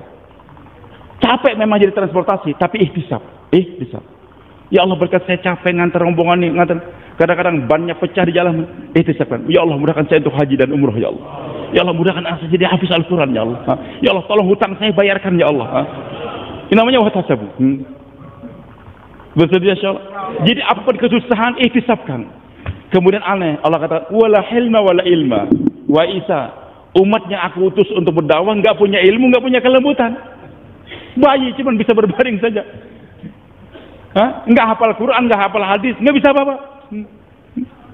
Heran Nabi Isa, kok aneh umat dipilih jadi dai, nggak wala ilma wala ilmu, nggak punya ilmu, nggak punya kelembutan. Kaifa hadzalahum ya wala ilma wala ilma? Kok nggak? Allah kata, "U'ti min hilmi wa ilmi." Wahai Musa, kalau mereka terjun dalam medan dakwah dan bicara, nanti akan aku berikan daripada ilmu dan kelembutanku sendiri. Janji Allah. Yang penting bergerak, jangan berhenti, nanti Allah kasih ilmu, kasih kelembutan. Bahkan janji Nabi juga, kalau dia terus terjun dalam medan dakwah, nanti anak cucu Anda akan menjadi hafiz-hafiz Quran yang akan meneruskan kerjaan Anda nanti. Jadi tertarbiyahnya ini umat kapan kalau terjun dalam medan dakwah. Jangan berhenti. Wah, saya anak merasa zikir di tempat sepulan kiai. Silakan ikut suluk, silakan. Kita nggak menghalang. Mau ikut Habib ini, mau pengajian-pengajian, tapi gerak tetap. Mau masuk pesantren silakan, tapi jangan berhenti bergerak. Gerak terus, nanti Allah akan berikan tarbiyah. Hilang perasaan takut, dan diberikan hikmah oleh Allah Subhanahu agar asal ikut arahan. Bersedia insyaallah. Maka aneh, memang ini umat nggak boleh bergerak, Pak. Kalau berhenti nanti apa? Polio. Bahkan aneh, ini gerak dakwah Allah katakan di Quran dengan nama yang luar biasa. Kenapa Nabi disuruh salat tahajud? Ya ayyuhal muzammil, qumil laila illa qal. Hai orang berseribu malam, bangun sepenuh malam. Illa kecuali sedikit untuk tidur. Nisfau awsul. Salat separuh malam, atau kurang sedikit. Auzid atau tambah lagi separuh malam. Waratil Quran tartila, dan baca Quran dengan tartil. Inna sanuqiyalaka qaulan tsaqila. Kami akan mewahyukan kepada kau ucapan yang berat. Dakwah ini ucapan yang berat. Inna nasyiatal laili asyaddu wat'an wa qamqila. Kenapa dai harus tahajud? Karena asyaddu wat'an, bicaranya apa? Akan pendirinya akan tegar. Wa qamqila, dan ngomongnya akan lurus. Jadi kalau dai enggak tahajud, nanti enggak istiqomah dia. Kalau dia tahajud berhasil dalam dakwah, dia muji Allah. Kalau gagal, kalau dikatakan gagal, dia nggak marah sama orang, dia terus menangis pada Allah. Tapi kalau karkun nggak tahajud, antara dua, apakah bangga akan dirinya atau nanti putus asa? Satu orang preman, pokoknya telepon saya tiap hari. Ustadz tolong telepon, angkat saya telepon. Aku tuh nggak bisa hidup kalau Ustadz nggak angkat telepon aku. Dan memang saya sayang pada preman ini. Tazkirahnya banyak, ada kiai apa segala macam. Satu saat kiainya saya telepon, bagaimana Pak? Aduh Ustaz, sayang sekali anak angkatnya Ustaz sekarang ngambek. Ngambek kenapa? Saya bangunkan tahajud tiap malam, sampai istri saya cemburu. Bang, istri abang tuh saya tuh dia. Wah, tengah-tengah malam bangunin orang. Saya bilang tenang, itu anak kesayangan saya, anak kesayangan saya. Nih, bangun. Waduh, tadi malam kebablasan. Sekarang di mana kamu? Masih dalam kelambu. Dalam kelambu, bangun kamu. Bangunkan istrimu. Jadi kalau tekarkun nggak tahajud, Pak, akan mudah nanti kalau nggak bangga diri ataupun nanti akan, maka tahajud itu asyaddu wat'an, pendidik akan tegar, wa qamqila, ngomongnya akan lurus. Ngomong kan nggak bolak-balik, nggak munafik, bentar sana, bentar ke sana, ikut ke sana juga enggak. ikut arahan, ikut arahan. Maka ketika awal-awal di Cikampek, nah kita sudah Pecah Firdaus tanda tangan. Bulan Maret, Istimewa Jurkuda Marewin. Kita akan ikut Syura Alam. Ikut Syura, pulang, diiklankan oleh beliau. Saya tambahkan lagi di depan seluruh menjawab Jawa. Akhirnya ada undangan ke Malaysia, kita jangan. Beliau hadir juga. Akhirnya berubah. Dua-duanya kita undang. Saya bilang jangan. Ya kan orang tua kita juga. Ini Syura Alam orang tua kita, Nizamuddin juga orang tua kita juga. Maka kata Syura Alami nggak bisa. Di mimbar dua arahan nggak bisa jalan. Kata Sayyidina Umar, Saifan fi ghamdin wahid la yastaliha. Dua pedang dalam satu sarung nggak bisa bersatu. Pedang cuma sarung satu nggak bisa. Tanggungnya satu. Menyatu dua bayan berbeda nggak bisa. Tidak bisa. Hadirin Allah Subhanahu wa taala ajib.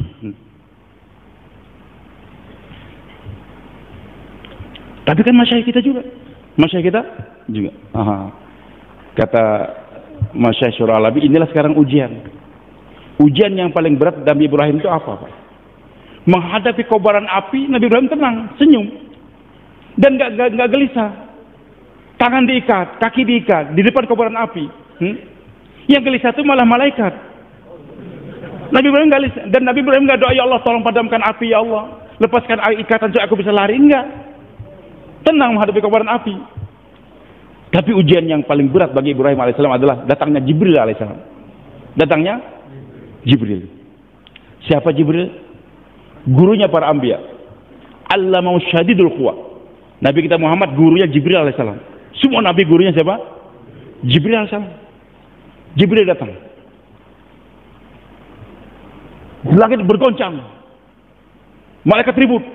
Ya Allah, kekasihmu Ibrahim khaliluka mau dibakar. Gimana ya Allah? Malaikat yang gelisah. Allah kata, apa maunya kalian? Izinkan kami untuk membantu beliau. Ya kalau mau bantu silakan. Tapi nggak ada perintah. Minta izin, diizinkan. Datang Jibril alaihissalam bawa pasukan semua. Malaikat hujan, malaikat angin, semua malaikat lengkap. Datang. Ya Ibrahim, alakah hajah? Wahai Ibrahim, what can I do for you? Apa yang bisa saya bantu? Apa yang bisa saya? Kalau kita dalam keadaan genting gitu Pak, mursyid kita, ada orang mau ngasih bantuan gimana? Dan yang ngasih bantuan ini siapa? Guru, mursyid. Kalau yang nawarkan bantuan dari Ahok, kita mudah nolak. Maaf nih. Atau yang bisa beri bantuan Amerika, Trump dan sebagainya. Kita terdesak datang bantuan dari Yahudi, menolak mudah. Tapi yang menawari bantuan ini guru kita Pak. Mursyid kita yang nawarin bantuan. Ini ujian paling berat. Dan apa salahnya kalau Nabi Ibrahim terima? Mereka sudah minta izin sama Allah kan? Tapi itulah ujiannya paling hebat. Nabi Ibrahim kata, "Amalaikum fala wa ma ilallah qabala. Hasbi Allah ni'mal wakil, ni'mal maula."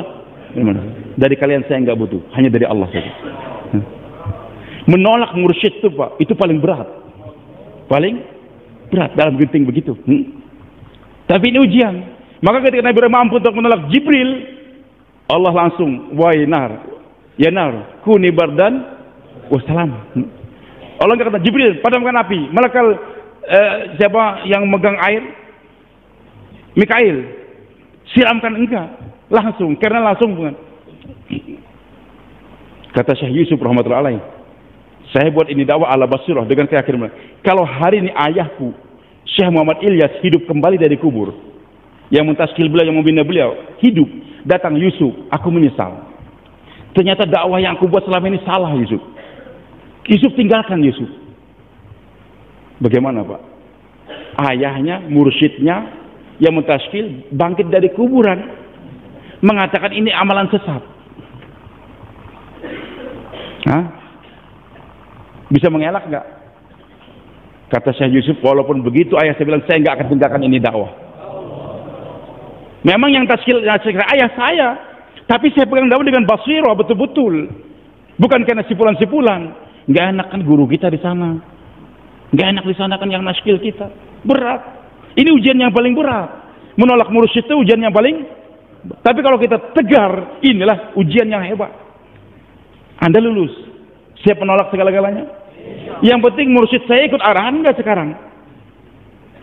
Maaf tadi pas ketika Luqman bilang, Lutfi mau sakit mau bicara. Sebenarnya saya nggak bicara. Langsung blok hantaman di hati saya ini. Padahal saya nyetirkan beliau waktu itu sama-sama dari Jakarta sampai ke Medan. Karena kita keliling dengan para masyayikh kita. Sampai di Lampung masih yang lain nyetir. Lampung kita pagi-pagi besoknya berangkat lagi ke Palembang. Bagi-bagi sudah mobil. Saya, Iqbal, almarhum Kiai Abdul Halim, Pak Jamil, Maulana Sakim. Sampai di Batu Raja sudah zuhur. Makanan di belakang. Maulana Sakim, gimana ya? Kalau kita nunggu makanan, selesai makan zuhur di sini, terlambat ke Palembang. Kita harus bayar maghrib ke Palembang. Kata Maulana Sakim, nggak usah makan kita. Nggak usah makan. Nanti Pak Jamil kasih, nggak apa-apa, saya kasih kacang Arab, kata beliau. Tapi sopirnya ganti. Saya bilang, saya yang nyetir. Oke, Iqbal ke belakang. Ganti. Maaf nih, saya nyetir. Mau sakit ikat badan, zikir. Tancap Lutfi. Siap, tancap. Dang. Satu anjing mati. Tancap lagi, 2 ayam mati lagi. Tanpa rem, maaf nih. Jalan. Itu kesannya beliau. Betul, sampai di Palembang hampir jam 5. Bayarnya makan nasi biryani gitu. Maghrib bisa bayar. Yang lain jam 10 malam habis isa baru sampai. Itu kenangan banyak dengan beliau. Sekarang beliau nelpon. Kalau Lutfi nolak. Dak, berat. Tapi terpaksa. Kita tolak terpaksa karena lain arahan sekarang lain. Arahan. Hadirin subhanahu wa ta'ala berat. Tapi waktu itulah tegar Nabi Ibrahim alaihissalam. Ya narukun nibardan wa salama. Jadi hadirin Allah subhanahu wa ta'ala, dai sabar, ihtisab, tapi jangan tinggalkan dia. Allah akan tarbiyah senantiasa, akan tarbiyah. Nanti anak cucu kita akan dialimkan oleh Allah subhanahu wa ta'ala. Dan jangan berhenti, tadi lanjutan ayat. Wa aqwa muqila, ngomong kita nanti akan tegar, enggak bolak-balik sana kemari.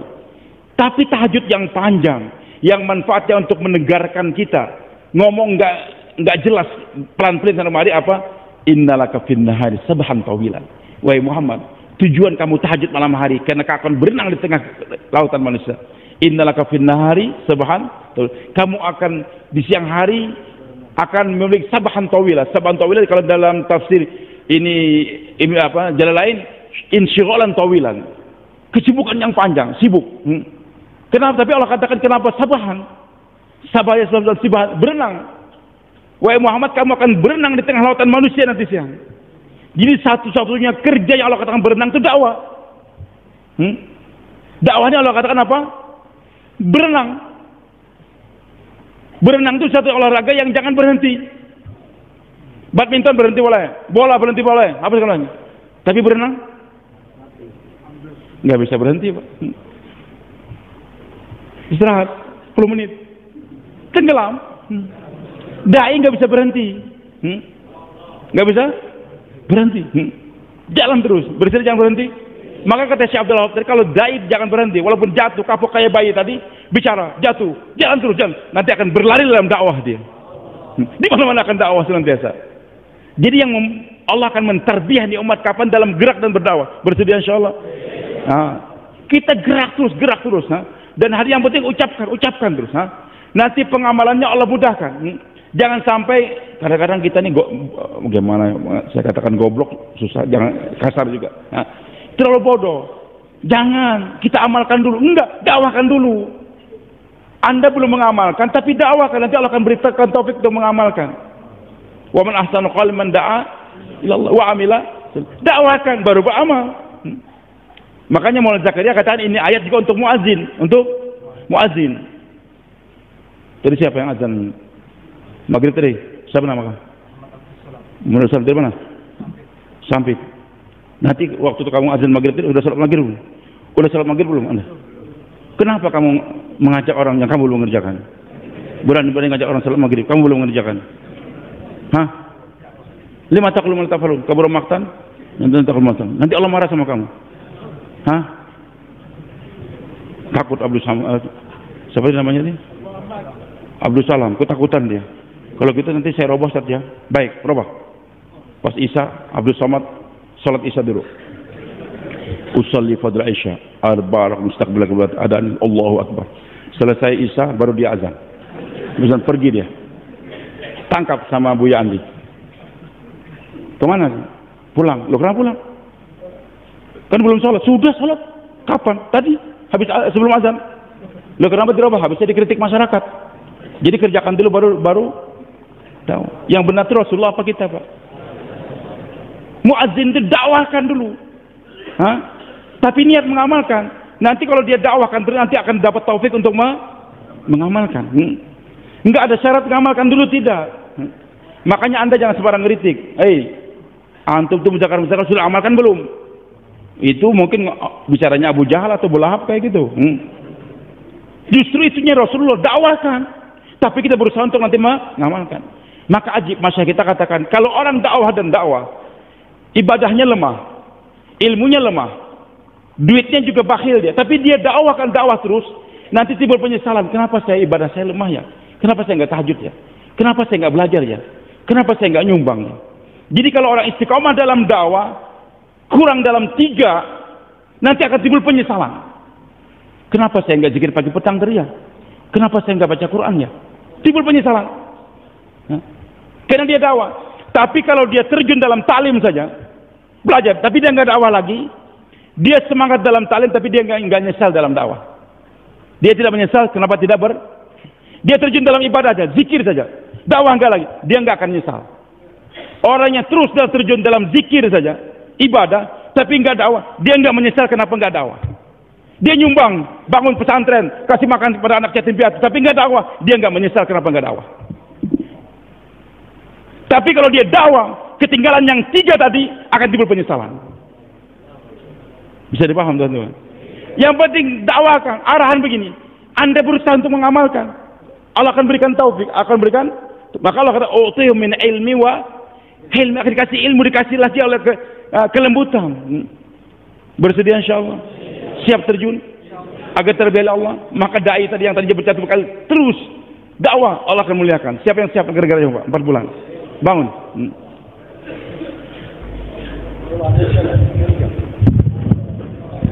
Ya, misalnya kita tasbih, yang lain mohon tenang sebentar. Silakan, jangan bubar. Yang keluar hanya yang mana ke negara jauh. Tolong buka jalan, Pak. Jalan pertama adalah yang akan berangkat 4 bulan. 4 bulan negeri jauh, silakan ke ruang tasbih. Lewat jalan sini Pak, Masya Allah. Yang lain mohon tenang, kita sabar sebentar, selesaikan taskil. Silakan Pak. Baru dikasih waktu. Jangan bubar, masih ada waktu untuk berwudu. Silakan. Jangan taskil yang akan ke negara jauh. Silakan negeri jauh Pak, bangun Pak. FPB. Langsung negeri jauh, bangun. Masya Allah. Silakan, mau lagi, siapa lagi? Langsung ke ruang taskil.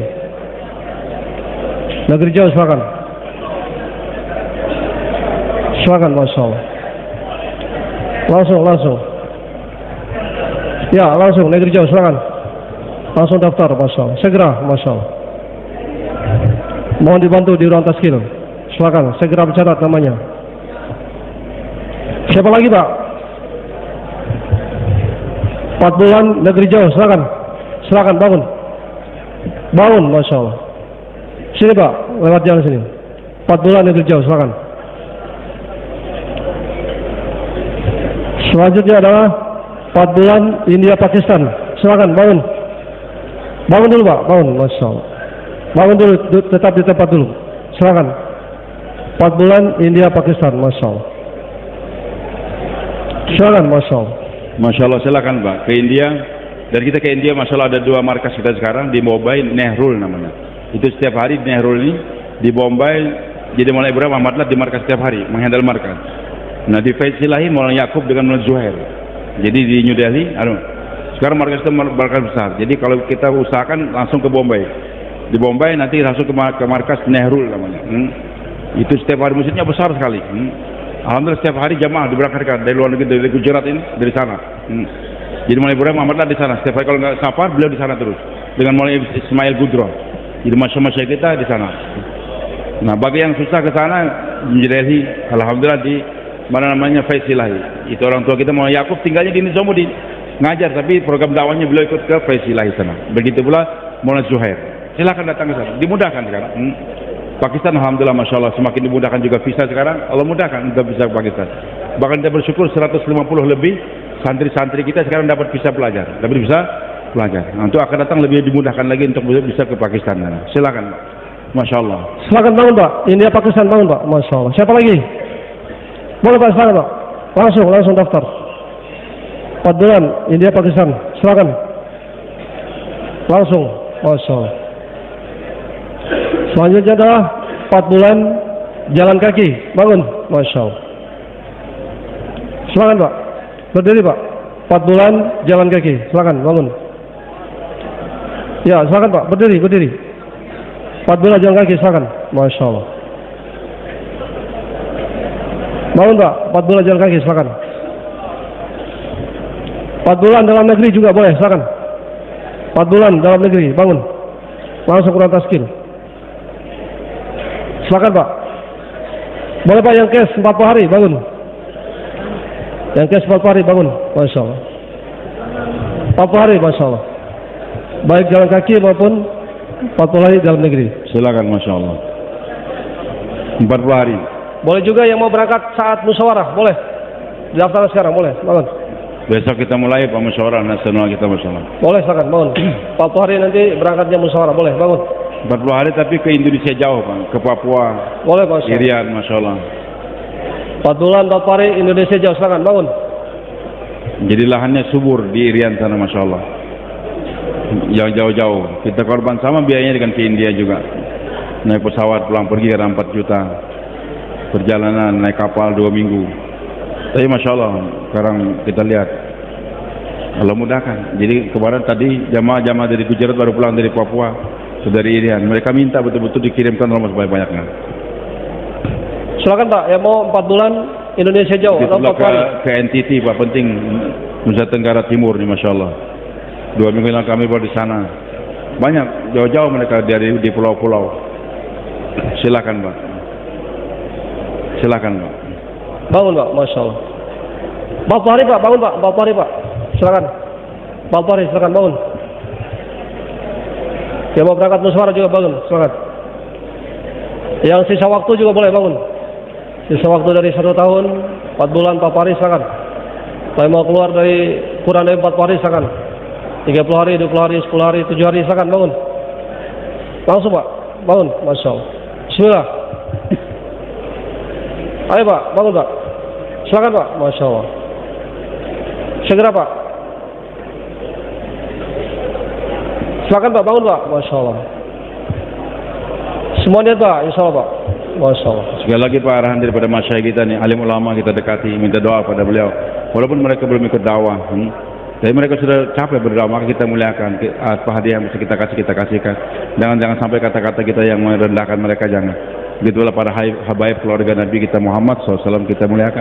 Begitulah bawa orang awam sebanyak-banyaknya ke markas kita nih. Dari Jakarta minggu depan bawa lagi sebanyak-banyaknya. Orang baru kita bawa. Dan jur-jur profesi kita adakan. Pedagang, petani, nelayan, bakers. Nah, begitu semua.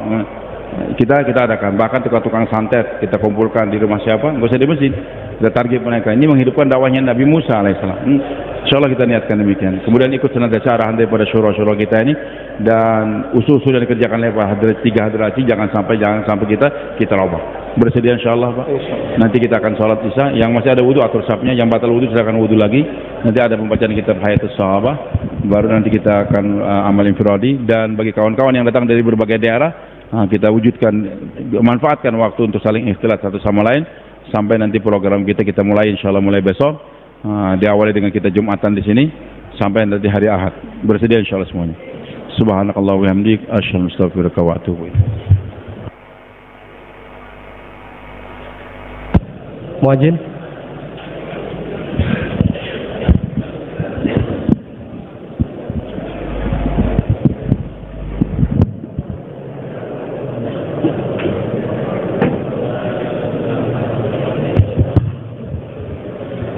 Allahu Akbar, Allahu Akbar, Allahu Akbar, Allahu Akbar, أشهد أن لا إله إلا الله.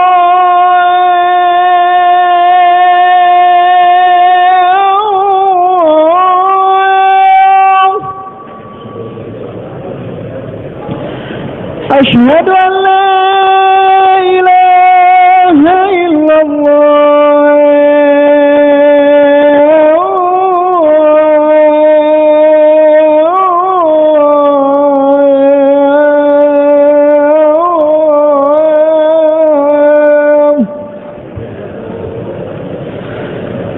أشهد أن محمدا رسول الله.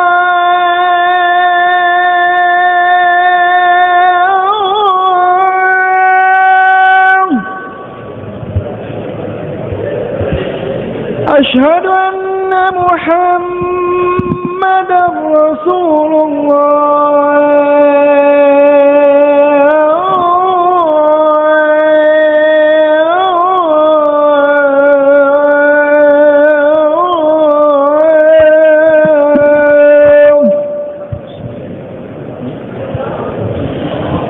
حي على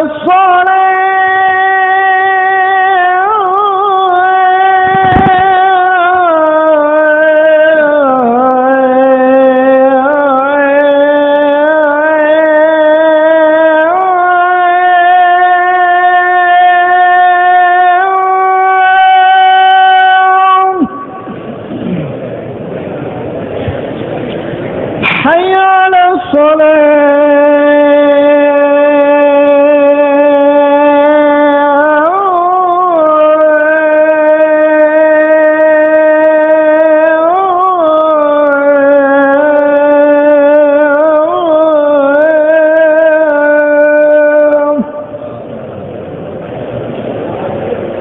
حي على الفلاح.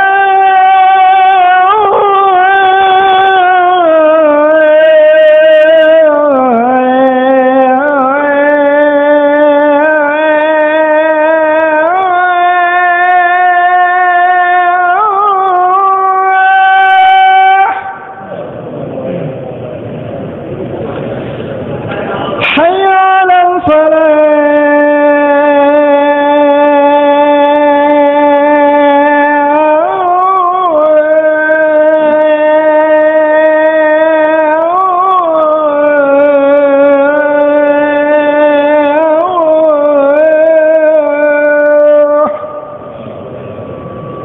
الله أكبر الله أكبر. لا